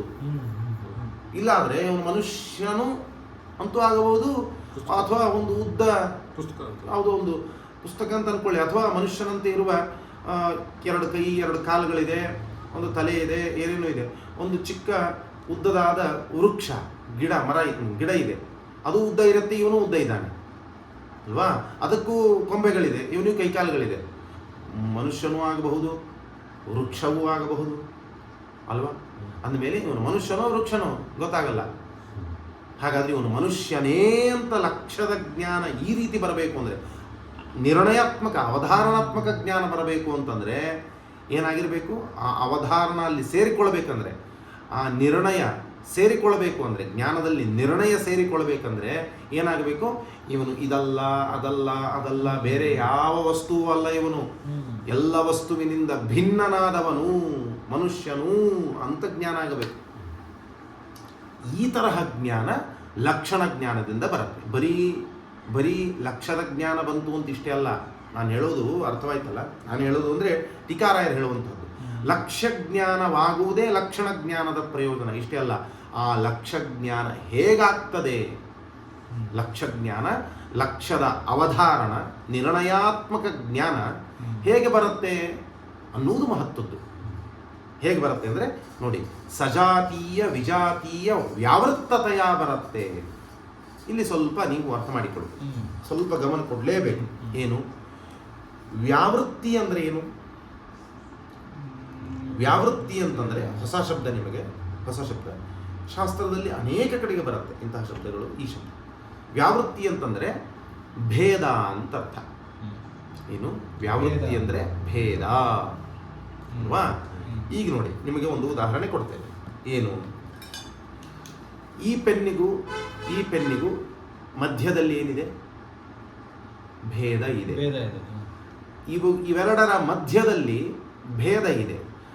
ಇವೆರಡರ ಮಧ್ಯದಲ್ಲಿ ಭೇದ ಇದ್ದದ್ದರಿಂದ ಇವೆರಡೇನಾದವು? ಭಿನ್ನವಾದವು. ಗೊತ್ತಾಯ್ತಾ? ಇವೆರಡರ ಮಧ್ಯದಲ್ಲಿ ಏನಿದೆ? ಭೇದವೆಂಬ ಧರ್ಮ ಇದೆ. ಅದನ್ನು ಪಡೆದದ್ದು ಇದು ಹೌದು, ಆ ಭೇದವನ್ನು ಪಡೆದದ್ದು ಇದು ಹೌದು. ಹಾಗಾದರೆ ಭೇದ ಎಂಬ ಧರ್ಮವನ್ನು ಪಡೆದ 2 ವಸ್ತುಗಳೇನಾದವು? ಭಿನ್ನ. ಇದರಿಂದ ಇದು ಭಿನ್ನ, ಈ ವಸ್ತುವಿನಿಂದ ಈ ವಸ್ತುವು ಭಿನ್ನ. ಯಾಕೆ ಭಿನ್ನ? ಭೇದ ಎಂಬ ಧರ್ಮ ಪಡೆದದ್ದರಿಂದ ಭಿನ್ನ. ಇದು ಕೂಡ ಇದರಿಂದ ಏನು ಭೇದ ಇದೆ, ಆ ಭೇದವನ್ನು ಇದು ಪಡೆದಿದೆ. ಆದ್ದರಿಂದ ಇದರಿಂದ ಇದು ಭಿನ್ನ, ಇದರಿಂದ ಏನು ಭೇದ ಇದೆಯಲ್ಲ ಆ ಭೇದವನ್ನು ಇದು ಪಡೆದಿದೆ. ಆದ್ದರಿಂದ ಇದು ಇದರಿಂದ ಭಿನ್ನ, ಇದರಿಂದ ಇದು ಭಿನ್ನ, ಇದರಿಂದ ಇದು ಭಿನ್ನ. ಏನು ಒಟ್ಟಾರೆ ವಸ್ತುಗಳು ಭಿನ್ನ ಅಂತ ಕರೆಸಿಕೊಳ್ತವೆ. ಇವೆರಡರ ಮಧ್ಯದಲ್ಲಿ ಭೇದ ಇದೆ. ಆ ಭೇದವೆಂಬ ಧರ್ಮವನ್ನು ಪಡೆದಿದ್ದರಿಂದ ಇವುಗಳು ಭಿನ್ನ ಅಂತ ಕರೆಸ್ಕೊಳ್ತವೆ ಅಲ್ವಾ. ಭೇದ ಭಿನ್ನ ಎಂಬ ಶಬ್ದಗಳನ್ನು ಇಟ್ಕೊಂಡು ಅರ್ಥ ಮಾಡಿಕೊಂಡ್ರೆ, ಆ ಭೇದ ಅನ್ನುವುದನ್ನೇ ವ್ಯಾವೃತ್ತಿ ಎಂಬ ಶಬ್ದದಿಂದ ತೆಗೆದುಕೊಳ್ಳಿ. ವ್ಯಾವೃತ್ತಿ ಅಂದ್ರೆ ಏನು? ಭೇದ ಅಂತ. ನಾನು ಭೇದ ಎಂಬ ಶಬ್ದವನ್ನು ಇಟ್ಟುಕೊಂಡು ನಿಮಗೆ ಉದಾಹರಣೆ ಕೊಟ್ಟೆ, ಸುಲಭವಾಗಿ ಅರ್ಥವಾಗಲಿ ಅಂತ. ಇವೆರಡರ ಮಧ್ಯದಲ್ಲಿ ಭೇದ ಇದೆ, ಆ ಭೇದವನ್ನು ಇವೆರಡು ಪಡೆದಿವೆ, ಆದ್ದರಿಂದ ಇದರಿಂದ ಇದು ಭಿನ್ನ, ಇದರಿಂದ ಇದು ಭಿನ್ನ ಅಂತ. ಆ ಭೇದ ಎಂಬ ಶಬ್ದದ ಸ್ಥಾನದಲ್ಲಿ ವ್ಯಾವೃತ್ತಿ ಎಂಬ ಶಬ್ದವನ್ನು ಇಟ್ಕೊಂಡ್ಬಿಡಿ. ವ್ಯತ್ಯಾಸ ಏನಿಲ್ಲ, ಅರ್ಥದಲ್ಲಿ ವ್ಯತ್ಯಾಸ ಇಲ್ಲ, ಶಬ್ದದಲ್ಲಿ ಮಾತ್ರ ವ್ಯತ್ಯಾಸ ಮಾಡಿಕೊಳ್ಳಿ. ವ್ಯಾವೃತ್ತಿ ಅಂದ್ರೆ ಏನು? ಭೇದ ಅಂತ ಅರ್ಥ. ವ್ಯಾವೃತ್ತಿಯನ್ನು ಪಡೆದದ್ದು ವ್ಯಾವೃತ್ತ, ಭೇದವನ್ನು ಪಡೆದದ್ದು ಭಿನ್ನ. ಕ್ತ ಪ್ರತ್ಯಯ ಅಂತ ನಿಮಗೆ ಪರಿಚಯ ಇದೆಯಲ್ಲ, ಭೇದವನ್ನು ಪಡೆದದ್ದು ಭಿನ್ನ, ವ್ಯಾವೃತ್ತಿಯನ್ನು ಪಡೆದದ್ದು ವ್ಯಾವೃತ್ತ. ಹಾಗಾದರೆ ಇದರಿಂದ ಇದು ವ್ಯಾವೃತ್ತವಾಗಿದೆ, ಇದರಿಂದ ಇದು ವ್ಯಾವೃತ್ತವಾಗಿದೆ. ನನ್ನಿಂದ ನೀವು ವ್ಯಾವೃತ್ತರಾಗಿದ್ದೀರಿ, ನಿಮ್ಮಿಂದ ನಾನು ವ್ಯಾವೃತ್ತರಾಗಿದ್ದೀರಿ. ನಿಮ್ಮಿಂದ ಇವರು ವ್ಯಾವೃತ್ತರಾಗಿದ್ದಾರೆ, ಇವರಿಂದ ನೀವು ವ್ಯಾವೃತ್ತರಾಗಿದ್ದೀರಿ. ಯಾಕೆ? ನಿಮ್ಮಿಬ್ಬರ ಮಧ್ಯದಲ್ಲಿ ವ್ಯಾವೃತ್ತಿ ಎಂಬ ಧರ್ಮ ಇದೆ. ಮಧ್ಯದಲ್ಲಿ ಇದೆ ಅಂತಂದ್ರೇನು? ನಿಮ್ಮಿಂದ ವ್ಯಾವೃತ್ತಿ ಇವರಿಗೆ ಇದೆ, ಇವರಿಂದ ವ್ಯಾವೃತ್ತಿಯನ್ನು ನೀವು ಪಡೆದಿದ್ದೀರಿ. ವ್ಯಾವೃತ್ತಿಯನ್ನು ಪಡೆದದ್ದರಿಂದ ನೀವು ವ್ಯಾವೃತ್ತರು, ನಿಮ್ಮಿಂದ ವ್ಯಾವೃತ್ತಿಯನ್ನು ಇವರು ಪಡೆದಿದ್ದಾರೆ, ಆದ್ದರಿಂದ ಇವರು ನಿಮ್ಮಿಂದ ವ್ಯಾವೃತ್ತರು. ಅಂದರೆ ಏನರ್ಥ? ಭೇದವನ್ನು ಪಡೆದವರು, ಆದ್ದರಿಂದ ನೀವು ಇವರಿಂದ ಭಿನ್ನರು, ಇವರು ಕೂಡ ನಿಮ್ಮಿಂದ ಭಿನ್ನರು ಅಲ್ವಾ? ಸುಲಭವಾಯ್ತು ಇವಾಗ. ಆ ವ್ಯಾವೃತ್ತಿ ಶಬ್ದ ಇಟ್ಕೊಂಡು ಇಲ್ಲಿ ಹೇಳ್ತಾ ಇದ್ದಾರೆ ಅಷ್ಟೇ. ಭೇದ ಎಂಬ ಶಬ್ದದ ಸ್ಥಾನದಲ್ಲಿ ವ್ಯಾವೃತ್ತಿ ಎಂಬ ಶಬ್ದವನ್ನು ಇಟ್ಟುಕೊಂಡು ಟೀಕಾರಾಯರು ಪ್ರಯೋಗ ಮಾಡ್ತಾ ಇದ್ದಾರೆ, ಶಬ್ದ ಪ್ರಯೋಗ. ಅದಕ್ಕೆ ಸ್ವಲ್ಪ ಕಷ್ಟ ಅಂತ ಅನಿಸತ್ತೆ. ಕಷ್ಟ ಇಲ್ಲ, ಶಬ್ದ ಸ್ವಲ್ಪ ಹೊಸದು, ಆದರೆ ವಿಷಯ ಸುಲಭವಾಗಿದೆ. ನೋಡಿ, ವ್ಯಾವೃತ್ತ ಅಂತ ಶಬ್ದ ಇದೆ. ಎಲ್ಲಿದೆ? ಸಜಾತೀಯ ವಿಜಾತೀಯ ವ್ಯಾವೃತ್ತತೆಯ, ಲಕ್ಷ್ಯದ ಅವಧಾರಣೆ, ಲಕ್ಷ್ಯದ ನಿರ್ಣಯವಾಗುವುದು. ಹೇಗೆ ಆಗುವುದು ಅಂದರೆ, ಆ ಲಕ್ಷ್ಯ ಏನಾಗಿರಬೇಕು ಅಂದರೆ ಎರಡು ಗುಂಪುಗಳಿಂದ ವ್ಯಾವೃತ್ತವಾಗಿರಬೇಕು. ಎರಡು ಗುಂಪುಗಳಿವೆ, ಲಕ್ಷ್ಯವನ್ನು ಬಿಟ್ಟು ಎರಡು ಗುಂಪುಗಳಿವೆ ಪ್ರಪಂಚದಲ್ಲಿ. ಲಕ್ಷ್ಯವಾದದ್ದು ಯಾವುದು ಇವಾಗ? ಮನುಷ್ಯನು ಲಕ್ಷ್ಯ. ಆ ಮನುಷ್ಯನೆಂಬ ಲಕ್ಷ್ಯ ಏನಾಗಿದೆ ಅಂತಂದ್ರೆ, ಅವನನ್ನು ಬಿಟ್ಟರೆ ಎರಡು ಗುಂಪುಗಳು ಮಾಡಿಕೊಳ್ಳಿ. ಎರಡು ಗುಂಪಿದೆ, ಆ ಎರಡು ಗುಂಪಿನಿಂದ ವ್ಯಾವೃತ್ತನಾಗಿದ್ದಾನವನು. ಅಂದ್ರೇನು? ವ್ಯಾವೃತ್ತಿಯನ್ನು ಪಡೆದಿದ್ದಾನೆ. ನಿಮ್ಮಿಂದ ಇವರು ವ್ಯಾವೃತ್ತರಾಗಿದ್ದಾರೆ ಅಂದ್ರೆ ಅರ್ಥ ಏನು? ನಿಮ್ಮಿಂದ ವ್ಯಾವೃತ್ತಿಯನ್ನು ಪಡೆದಿದ್ದಾರೆ, ನಿಮ್ಮಿಂದ ಭೇದವನ್ನು ಪಡೆದಿದ್ದಾರೆ ಅಂತ. ನಿಮ್ಮಿಂದ ಇವರು ವ್ಯಾವೃತ್ತರಾಗಿದ್ದಾರೆ ಅಂದ್ರೆ ನಿಮ್ಮಿಂದ ಇವರು ವ್ಯಾವೃತ್ತಿಯನ್ನು ಪಡೆದಿದ್ದಾರೆ ಅಂದರೆ ಭೇದವನ್ನು ಪಡೆದಿದ್ದಾರೆ. ಆದ್ದರಿಂದ ನಿಮ್ಮಿಂದ ಇವರು ಭಿನ್ನರು, ನಿಮ್ಮಿಂದ ಇವರು ವ್ಯಾವೃತ್ತರು. ವ್ಯಾವೃತ್ತಿಯನ್ನು ಪಡೆದದ್ದಕ್ಕೆ ವ್ಯಾವೃತ್ತರು, ಭೇದವನ್ನು ಪಡೆದಿದ್ದಕ್ಕೆ ಇವರು ಭಿನ್ನರು ಅಂತ ಅಂದಂತೆ ಇಲ್ಲಿಯೂ ಕೂಡ ಲಕ್ಷ್ಯ ಏನಿದೆಯಲ್ಲ, ನಾವು ಯಾವುದನ್ನು ಲಕ್ಷ್ಯ ಅಂತ ಇಟ್ಕೊಂಡಿದ್ದೇವೆ, ಮನುಷ್ಯ ಅಂತ ಅಥವಾ ಗೋಗಳು, ಆ ಲಕ್ಷ್ಯವಾದದ್ದು ಎರಡು ಗುಂಪಿನಿಂದ ವ್ಯಾವೃತ್ತವಾಗಿದೆ. ಎರಡು ಗುಂಪು ಮಾಡಿಕೊಂಡಿದ್ದಾರೆ, ಎರಡು ಸಮೂಹಗಳು. ಒಂದು ಸಮೂಹದಿಂದ ಭಿನ್ನವಾಗಿದೆ, ಇನ್ನೊಂದು ಸಮೂಹದಿಂದಲೂ ಭಿನ್ನವಾಗಿದೆ ಎಂದು ಲಕ್ಷ್ಯದ ಅವಧಾರಣೆ ನಮಗೆ ಬರುತ್ತೆ. ಯಾವುದರಿಂದ ಬರುತ್ತೆ? ಲಕ್ಷಣ ಜ್ಞಾನದಿಂದ. ಮನುಷ್ಯತ್ವವೆಂಬ ಲಕ್ಷಣ ಏನಿದೆ ಅದರ ಜ್ಞಾನ ನಾವು ಮಾಡಿಕೊಂಡಾಗ ಆ ಲಕ್ಷ್ಯದ ಅವಧಾರಣೆ ಹೇಗೆ ಬರುತ್ತೆ ನಮಗೆ? ಈ ಗುಂಪಿನಿಂದಲೂ ಲಕ್ಷ್ಯವು ಭಿನ್ನವಾಗಿದೆ, ಈ ಗುಂಪಿನಿಂದಲೂ ಲಕ್ಷ್ಯವು ಭಿನ್ನವಾಗಿದೆ ಅಂತ ಎರಡು ಗುಂಪಿದೆ. ಆ ಗುಂಪನ್ನೇ ಹೇಳ್ತಾರೆ ಏನು ಅಂತ ಅಲ್ವಾ? ಈ ಎರಡೂ ಸಮೂಹಗಳಿಂದ, ಗುಂಪಿನಿಂದ ಲಕ್ಷ್ಯವೆಂಬ ವಸ್ತುವು, ಅದು 1, 10, 100 ಎಷ್ಟು ಲಕ್ಷ್ಯ ಇವೆ ಅಷ್ಟು, ಆ ಎಲ್ಲ ಲಕ್ಷ್ಯಗಳು ಈ ಎರಡು ಗುಂಪಿನಿಂದ ವ್ಯಾವೃತ್ತವಾಗಿವೆ, ವ್ಯಾವೃತ್ತಿಯನ್ನು ಪಡೆದಿವೆ. ಅಂದರೆ ಭೇದವನ್ನು ಪಡೆದಿವೆ, ಭಿನ್ನವಾಗಿವೆ. ಭೇದವನ್ನು ಪಡೆದಿವೆ, ಭಿನ್ನವಾಗಿವೆ. ವ್ಯಾವೃತ್ತಿಯನ್ನು ಪಡೆದಿವೆ, ವ್ಯಾವೃತ್ತವಾಗಿವೆ. ಶಬ್ದಗಳಲ್ಲಿ ವ್ಯತ್ಯಾಸ, ಅರ್ಥ ಒಂದೇ. ಹಾಗಾದರೆ ಈ ರೀತಿಯಾಗೇನು ಲಕ್ಷ್ಯದ ಅವಧಾರಣೆ ಆಗತ್ತೆ, ನಮಗೆ ನಿರ್ಣಯವಾಗ್ತದೆ. ಈ ನಿರ್ಣಯನೇ ಲಕ್ಷಣ ಜ್ಞಾನದಿಂದ ಬರುವಂತಹ ಪ್ರಯೋಜನ. ಅಂದರೆ ಮನುಷ್ಯತ್ವ ಜ್ಞಾನ ನಾವು ಮಾಡಿಕೊಂಡಾಗ ಆ ಮನುಷ್ಯನ ಜ್ಞಾನ, ಲಕ್ಷ್ಯನಾದ ಮನುಷ್ಯನ ಜ್ಞಾನ, ಅವಧಾರಣ ರೂಪವಾದ ಜ್ಞಾನ, ಅಂದರೆ ನಿರ್ಣಯಾತ್ಮಕವಾದ ಜ್ಞಾನ ಹೇಗೆ ಬಂತು ಅಂದರೆ, ಈ ಗುಂಪಿನಿಂದ ಮನುಷ್ಯನು ಭಿನ್ನನಾಗಿದ್ದಾನೆ, ಈ ಗುಂಪಿನಿಂದಲೂ ಕೂಡ ಮನುಷ್ಯನು ಭಿನ್ನನಾಗಿದ್ದಾನೆ, ವ್ಯಾವೃತ್ತಿಯನ್ನು ಪಡೆದಿದ್ದಾನೆ, ಭೇದವನ್ನು ಪಡೆದಿದ್ದಾನೆ, ಅಥವಾ ವ್ಯಾವೃತ್ತನಾಗಿದ್ದಾನೆ, ಭಿನ್ನನಾಗಿದ್ದಾನೆ, ಯಾವುದಾದ್ರೂ ಶಬ್ದವನ್ನು ಇಟ್ಕೊಂಡು ಪ್ರಯೋಗ ಮಾಡ್ಕೊಳ್ಬೋದು.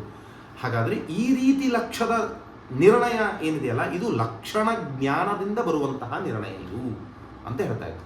ಈಗ ನಮಗೆ ಅರ್ಥ ಮಾಡಿಕೊಳ್ಳಬೇಕಾದದ್ದು ಏನು ಅಂತಂದರೆ, ನಾವು ಸಜಾತೀಯ ವಿಜಾತೀಯ ಎಂಬ ಶಬ್ದಗಳಿವೆ. ವ್ಯಾವೃತ್ತ ಶಬ್ದಕ್ಕೆ ನಿಮಗೆ ಅರ್ಥ ಆಯಿತು. ವ್ಯಾವೃತ್ತಿಯನ್ನು ಪಡೆದ, ಭೇದವನ್ನು ಪಡೆದ, ಭಿನ್ನ ಅಲ್ವಾ? ಭಿನ್ನ ವ್ಯಾವೃತ್ತ, ವ್ಯಾವೃತ್ತಿ ಭೇದ ಎರಡು ಒಂದೇ ಅಲ್ವಾ? ಹಾಗಾದರೆ ಸಜಾತೀಯ ವಿಜಾತೀಯ ಅಂದರೆ ಏನು?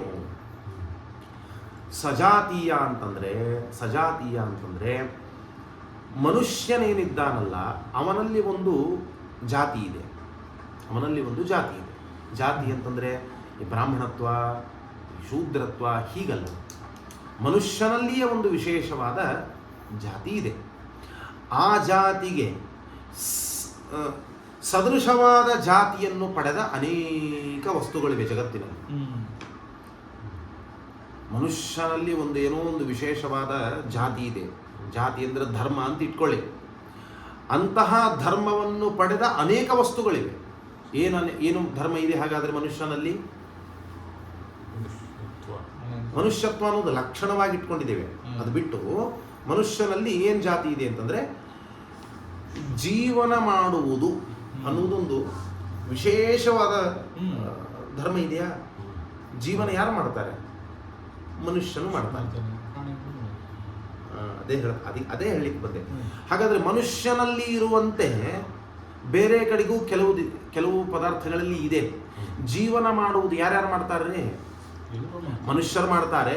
ಜೊತೆಗೆ ಪ್ರಾಣಿ, ಪಕ್ಷಿ ಅಲ್ವಾ, ಭೂಮಿಯಲ್ಲಿ ಸಂಚಾರ ಮಾಡುವ ಪ್ರಾಣಿಗಳು, ಆಕಾಶದಲ್ಲಿ ಸಂಚಾರ ಮಾಡುವ ಪ್ರಾಣಿಗಳು, ಜಲಗಳಲ್ಲಿ ನೀರಿನಲ್ಲಿ ಸಂಚಾರ ಮಾಡುವ ಪ್ರಾಣಿಗಳು ಎಲ್ಲವೂ ಜೀವನ ಮಾಡ್ತಾರೆ. ಅಂದಮೇಲೆ ಈ ಮನುಷ್ಯನಂತೆ ಅವುಗಳು ಇವೆ ಅಲ್ಲ. ಹಾಗಾದರೆ ಮನುಷ್ಯನಿಗೆ ಆ ಎಲ್ಲ ವಸ್ತುಗಳು ಏನಾದವು? ಸಜಾತೀಯವಾದವು. ಹಾಗಾದರೆ ಸಜಾತೀಯ ಅಂದರೆ ಎಷ್ಟು ಬಂತು? ಮನುಷ್ಯನಿಗೆ ಸಜಾತೀಯವಾದ ವಸ್ತುಗಳು, ಪದಾರ್ಥಗಳು ಎಷ್ಟಾದವು? ಅವು ಎಣಿಸ್ಲಿಕ್ಕೆ ಸಾಧ್ಯ ಇಲ್ಲ, ಅಷ್ಟು ಇದೆ.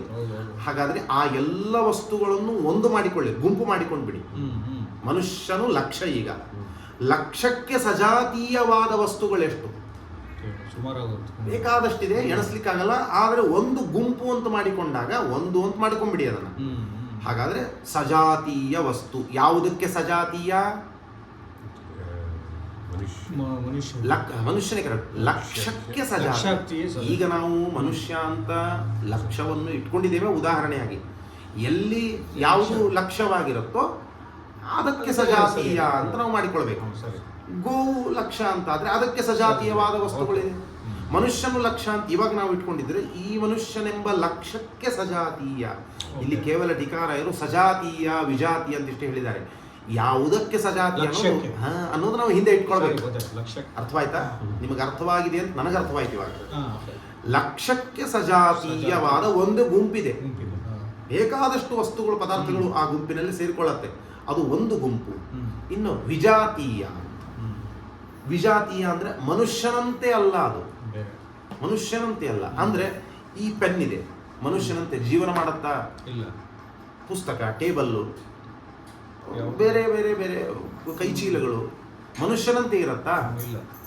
ಮನುಷ್ಯ ದ್ರವ್ಯ, ಇದು ಒಂದು ದ್ರವ್ಯ, ಹಾಗೆಲ್ಲ ಇದೆ, ಸಾದೃಶ್ಯ ಇದೆ. ಆದರೆ ಒಂದು ವಿಶೇಷ ಒಂದು ಧರ್ಮವನ್ನು ವಿವಕ್ಷ ಮಾಡಿಕೊಂಡಾಗ ಸಜಾತೀಯವಾದ ವಸ್ತುಗಳೇ ಬೇರೆ. ಆ ಮನುಷ್ಯನಿಗೆ ಲಕ್ಷಕ್ಕೆ ಸಜಾತೀಯವಾದ ವಸ್ತುಗಳ ಗುಂಪೇ ಬೇರೆ, ವಿಜಾತೀಯ ವಸ್ತುಗಳ ಗುಂಪೇ ಬೇರೆ. ಘಟ, ಪಟ, ಗೋಡೆ ಎಲ್ಲ ಜಡ ಪದಾರ್ಥಗಳೇನಿವೆ, ಜಡ ಪದಾರ್ಥಗಳು ಅಂತ ಇಟ್ಕೊಂಡ್ಬಿಡಿ. ಸುಮ್ಮನೆ ಉದಾಹರಣೆಗೆ ಜಡ ಪದಾರ್ಥಗಳೆಲ್ಲ ಮನುಷ್ಯನಿಗೆ ವಿಜಾತೀಯವಾದ ವಸ್ತುಗಳು. ಸಜಾತೀಯ, ವಿಜಾತೀಯ, ವಿರುದ್ಧವಾದ ಜಾತಿ ಅಂತ ಅರ್ಥ. ವಿರುದ್ಧವಾದ ಜಾತಿ ಅಂತ ಅರ್ಥ. ಇನ್ನೊಂದು ಉದಾಹರಣೆ ಕೊಡ್ತೇನೆ ನೋಡಿ. 10 ರೂಪಾಯಿ ನೋಟ್ ಇದೆ ಕೈಯಲ್ಲಿ. ನೋಟಿ ಅದನ್ನು ಧನ ಅಂತ ಇಟ್ಕೊಳ್ಬೇಡಿ, ನೋಟ್ ಅಂತ ಇಟ್ಕೊಳ್ಳಿ. ನೋಟ್ ಅಂತ ಇಟ್ಕೊಂಡಾಗ, ಕಾಗದ ಅಂತ ನಾವು ಇಟ್ಕೊಂಡಾಗ ಆ 10 ರೂಪಾಯಿ ನೋಟಿಗೆ ಸಜಾತೀಯವಾದದ್ದು ಯಾವುದು? 20 ರೂಪಾಯಿ ನೋಟು, 50, 100, 1000 ರೂಪಾಯಿದಿಲ್ಲ. ಇವು ಸಜಾತಿಯೇ. ಧನ ಅಂತ ಇಟ್ಕೊಳ್ಬೇಡಿ. ಧನ ಅಂತ ಇಟ್ಕೊಂಡ್ರೆ ನಾಣ್ಯಗಳು ಕೂಡ ಸಜಾತಿ ಅಂತ ಆಗ್ಬಿಡುತ್ತೆ. ಅದಕ್ಕೆ ನಾನು ಕಾಗದ ಅಂತ ಇಟ್ಕೊಂಡಾಗ ಅದು ರೂಪಾಯಿ, ಒಂದು ಕಾಗದ ವಿಶೇಷ. ಅದು ಯಾವುದು? 10 ರೂಪಾಯಿ ಅನ್ನೋದು ಕಾಗದ ವಿಶೇಷ. ಇದು ಒಂದು ಕಾಗದ ವಿಶೇಷ ಅಲ್ವಾ? ಆದರೆ ಆ 10 ರೂಪಾಯಿ ಎಂಬ ಕಾಗದಕ್ಕೆ ಸಜಾತೀಯವಾದದ್ದು ಏನೇನು? ಬೇರೆ ನೋಟುಗಳು ಕೂಡ ರೂಪಾಯಿ ಸ್ಥಾನದಲ್ಲಿರುವ 20, 50, 100, 1000, 2000 ಇಲ್ಲ ಇತ್ತು. ಅಂತೂ ನೋಟುಗಳೇನಿವೆ ಅವುಗಳು ಸಜಾತೀಯ, ಜೊತೆಗೆ ಇವುಗಳು ಸಜಾತೀಯವಾಗುತ್ತೆ. ವಿಜಾತೀಯ ಅಂದ್ರೆ ಬೇರೆ ಎಲ್ಲ ವಿಜಾತೀಯ. ಹಾಗಾದ್ರೆ ಒಂದು ವಸ್ತುವಿಗೆ ಸಜಾತೀಯವಾದ ವಸ್ತುಗಳು ಇರುತ್ತೆ, ಅದರ ಗುಂಪೇ ಇರುತ್ತೆ. ಒಂದು ವಿಜಾತೀಯವಾದ ವಸ್ತುಗಳ ಗುಂಪೇ ಇರುತ್ತೆ. ಒಂದು ಯಾವುದೇ ಒಂದು ವಸ್ತು ತಗೊಳ್ಳಿ, ಅದಕ್ಕೆ ಹೀಗಿದ್ದೇ ಇರುತ್ತೆ ಅಲ್ವಾ? ಹಾಗೆ ಈಗ ನೋಡಿ, ನಾನು ಮನುಷ್ಯ, ನನಗೆ ನೀವು ಸಜಾತಿಯರು. ಯಾಕೆ? 2 ಕಾಲು, 2 ಕೈ, 1 ಮುಖ, 2 ಕಣ್ಣು, 2 ಕಿವಿ, ನಿಮಗೂ ಅದೇ ಥರ ಇದೆ. ಅಂದಮೇಲೆ ನೀವು ಸಜಾತಿಯರಲ್ಲ. ಜೀವನ ಮಾಡುವಿಕೆ ಅಂತ ಇಟ್ಕೊಂಡು ನಾನು ಹೇಳಿದೆ. ಆದರೆ ಈ ಕೈಕಾಲು, ದೇಹ ಎಲ್ಲ 2 ಸಜಾತಿ ಅಂತ ಆಗ್ಬಿಡ್ತೇವೆ ಅಲ್ವಾ? ಇದು ಸ್ವಲ್ಪ ಸಂಕ್ಷೇಪವಾಗಿಬಿಡ್ತದೆ, ಸಂಕೋಚವಾಗಿಬಿಡುತ್ತೆ. ನಮ್ಮ ಮನುಷ್ಯರಲ್ಲಿ ಮಾತ್ರ ಆಗಿಬಿಡುತ್ತೆ. ಅದರ ಜೀವನ ಮಾಡುವಿಕೆ ಅಂತ ಇಟ್ಕೊಂಡ್ಬಿಟ್ರೆ ಪ್ರಾಣಿಗಳಲ್ಲಿಯೂ ಹೋಗ್ಬಿಡುತ್ತೆ ಅಲ್ವಾ? ಪ್ರಾಣಿಗಳಲ್ಲಿಯೂ ಹೋಗ್ಬಿಡುತ್ತೆ. 4 ಕಾಲಿದ್ರೆ ನಮಗೆ 2 ಕಾಲಿದೆ, ಅವು ನಮಗೆ ಸಜಾತಿ ಅಲ್ಲ ಅಂತ ಹೇಳಬೇಕಾಗತ್ತೆ. ಅದಕ್ಕೆ ನಾವು ಜೀವನ ಮಾಡುವಿಕೆ ಅನ್ನುವ ಧರ್ಮ ಇಟ್ಕೊಂಡು ಮನುಷ್ಯರಿಗೆ, ಲಕ್ಷರಾದ ಮನುಷ್ಯರಿಗೆ ಸಜಾತೀಯರು ಯಾರ್ಯಾರು, ಈ ತರಹ ಜೀವನ ಮಾಡುವವರು ಯಾರೋ ಅವರೆಲ್ಲರೂ ಸಜಾತೀಯ ಅಂತ ಗುಂಪಿನಲ್ಲಿ ಸೇರ್ಕೊಂಡ್ಬಿಡ್ತಾರೆ. ಹಾಗಾದ್ರೆ ಸಜಾತೀಯ ಎಂಬ ಶಬ್ದಕ್ಕೆ ಅರ್ಥವಾಯ್ತು ನಿಮಗೆ. ಯಾವುದಕ್ಕೆ ಸಜಾತೀಯ? ಲಕ್ಷ್ಯಕ್ಕೆ ಸಜಾತಿ. ಆ ಲಕ್ಷ್ಯ ಯಾವುದಾದ್ರೂ ಆಗಿರಬಹುದು. ಯಾವುದರ ಲಕ್ಷಣವನ್ನು ಹೇಳಲು ಹೊರಟಿದ್ದೇವೆ ಅದು ಲಕ್ಷ್ಯವಾಗಿರತ್ತೆ ಆಯಾ ಪ್ರಸಂಗದಲ್ಲಿ. ಈಗ ಸದ್ಯಕ್ಕೆ ಉದಾಹರಣೆ ಮನುಷ್ಯರೆಂಬ ಲಕ್ಷ್ಯ. ಅಂತಹ ಮನುಷ್ಯರೆಂಬ ಲಕ್ಷ್ಯಕ್ಕೆ ಸಜಾತೀಯವಾದ ಒಂದು ಗುಂಪಿದೆ.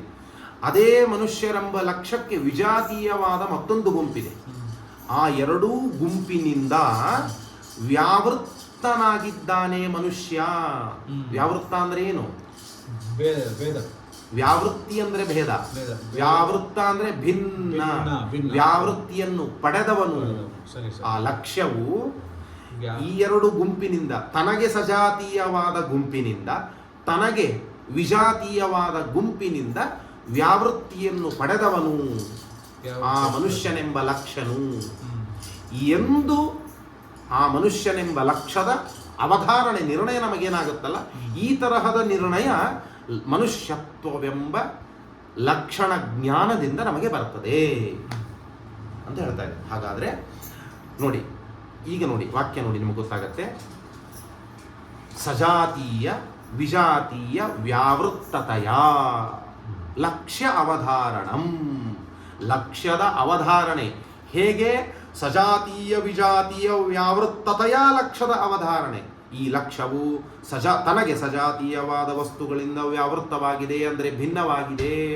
ಮತ್ತು ಈ ಲಕ್ಷ್ಯವು ತನಗೆ ವಿಜಾತೀಯವಾದ ಒಂದು ವಸ್ತುವಿನ ಗುಂಪೇನಿದೆ ಅವೆಲ್ಲ ಪದಾರ್ಥಗಳಿಂದ ಭಿನ್ನವಾಗಿದೆ, ವ್ಯಾವೃತ್ತವಾಗಿದೆ ಎಂದು ಲಕ್ಷ್ಯದ ಅವಧಾರಣ ನಿರ್ಣಯ ಏನಿದೆ, ಇದುವೇ ಲಕ್ಷಣ ಜ್ಞಾನಸ್ಯ ಪ್ರಯೋಜನಂ. ಲಕ್ಷಣದ ಜ್ಞಾನ ನಾವು ಮಾಡಿಕೊಂಡಾಗ ಆ ಜ್ಞಾನದಿಂದ ಆಗುವ ಪ್ರಯೋಜನ, ನಿರ್ಣಯಾತ್ಮಕವಾದ ಜ್ಞಾನ ಬರ್ತದೆ. ಈ ಏನು ನಿರ್ಣಯ? ಇವನು ಮನುಷ್ಯನೇ ಅಂತ ನಿರ್ಣಯನ? ಹೌದು, ಅದು ಬರುತ್ತೆ. ಅಷ್ಟೇ ಅಲ್ಲ, ಭೇದವುಳ್ಳವನು, ತನಗೆ ಸಜಾತೀಯವಾದ ವಸ್ತುವಿನಿಂದ ಭೇದವುಳ್ಳವನಿವನು, ತನಗೆ ವಿಜಾತೀಯವಾದ ವಸ್ತುವಿನಿಂದ ಭೇದವುಳ್ಳವನಿವನು ಎಂಬುವ ಏನು ಲಕ್ಷ್ಯದ ಮನುಷ್ಯನ ನಿರ್ಣಯಾತ್ಮಕ ಜ್ಞಾನ ಬರುತ್ತಲ್ಲ, ಇದು ಲಕ್ಷಣ ಜ್ಞಾನದಿಂದ ಆಗುವ ಪ್ರಯೋಜನ ಅಂತ ಹೇಳ್ತಾ ಇದ್ದಾರೆ. ಈ ರೀತಿಯಾದ ಮತ್ತೆ ಲಕ್ಷಣ ಜ್ಞಾನದಿಂದ ಬರುವಂತಹ ಪ್ರಯೋಜನ ಇದು ಒಂದು. ನಾನು ಮನುಷ್ಯ ಅಂತ ಇಟ್ಕೊಂಡು ಮನುಷ್ಯತ್ವ ಎಂಬ ಲಕ್ಷಣವನ್ನು ಇಟ್ಕೊಂಡು ನಾನು ಉದಾಹರಣೆ ಕೊಟ್ಟೆ. ಟೀಕಾಕೃತ್ಪಾದರು ಒಂದು ಹೊಸ ಉದಾಹರಣೆಯನ್ನು ಕೊಡ್ತಾರೆ, ಅದ್ಭುತವಾಗಿ ತಾವೇ ಬರೀತಾರೆ ನೋಡಿ. ಎಷ್ಟು ಆ ವಾಕ್ಯ ಹೇಳಿಬಿಟ್ರೆ ಸಾಕಾಗಿತ್ತು, ಅಷ್ಟೇ ಬಿಡಬಾರ್ದು, ನಾನು ತಿಳಿಸ್ಬೇಕು.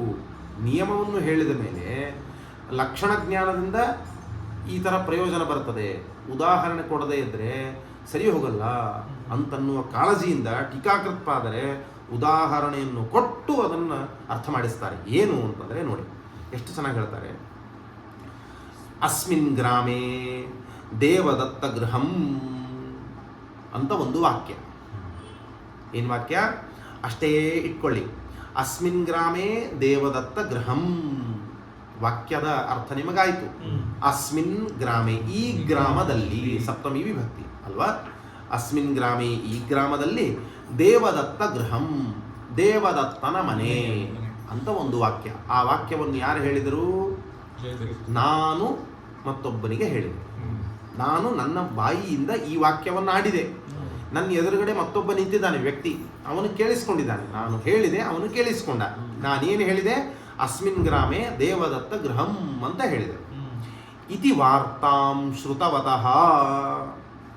ಇತಿ ಅಂದರೆ ಈ ರೀತಿಯಾದ ವಾರ್ತೆಯನ್ನು ಅಂದರೆ ಆ ಶಬ್ದವನ್ನು ಶ್ರುತವತಃ ಕೇಳಿದಂತಹ ಪುರುಷನಿಗೆ ಅಂತರ್ಥ. ಏನು ವಾರ್ತಾ? ವಾರ್ತಾ ಅಂದರೆ ಇವತ್ತು ವಾರ್ತಾ ಅಂದರೆ ನ್ಯೂಸ್ ಅಂತ ನಾವು ಕೇಳ್ತೇವೆ. ವಾರ್ತಾ ಅಂದರೆ ಆ ಸುದ್ದಿ, ಶಬ್ದದಿಂದ ಆ ಮಾತನ್ನು ನಾವು ಕೇಳಿದೆವು ಅಂದರೆ ಏನರ್ಥ? ನಾನು ಮತ್ತೊಬ್ಬನಿಗೆ ಹೇಳಿದೆ ಅಂತ ಇಟ್ಕೊಂಡು ನಾನಿವಾಗ ಅದನ್ನು ನಿಮಗೆ ತಿಳಿಸ್ತಾ ಇದ್ದೇನೆ ಅಲ್ವಾ? ಅಸ್ಮಿನ್ ಗ್ರಾಮೇ ದೇವದತ್ತ ಗೃಹಂ ಇತಿ ವಾರ್ತಾಂ ಶ್ರುತವತೋ ಹಿ.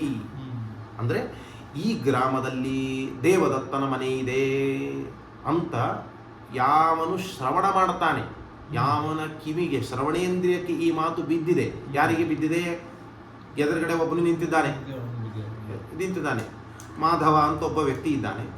ಅವನಿಗೆ ಮಧ್ವೇಷ ಅನ್ನುವನು ಈ ಮಾತನ್ನು ಹೇಳಿದ. ವಾರ್ತೆಯನ್ನು ಶ್ರವಣ ಮಾಡಿದವನು ಯಾರು? ಮಾಧವ ಎಂಬ ವ್ಯಕ್ತಿ ಅಂತ ಇಟ್ಕೊಳ್ಳಿ. ಹಾಗಾದರೆ ವಾರ್ತೆಯನ್ನು ಶ್ರವಣ ಮಾಡಿದ್ಯಾರು? ಅವನು. ಒಬ್ಬನು ಹೇಳಿದ್ದಾನೆ, ಇನ್ನೊಬ್ಬನು ಕೇಳಿದ್ದಾನೆ.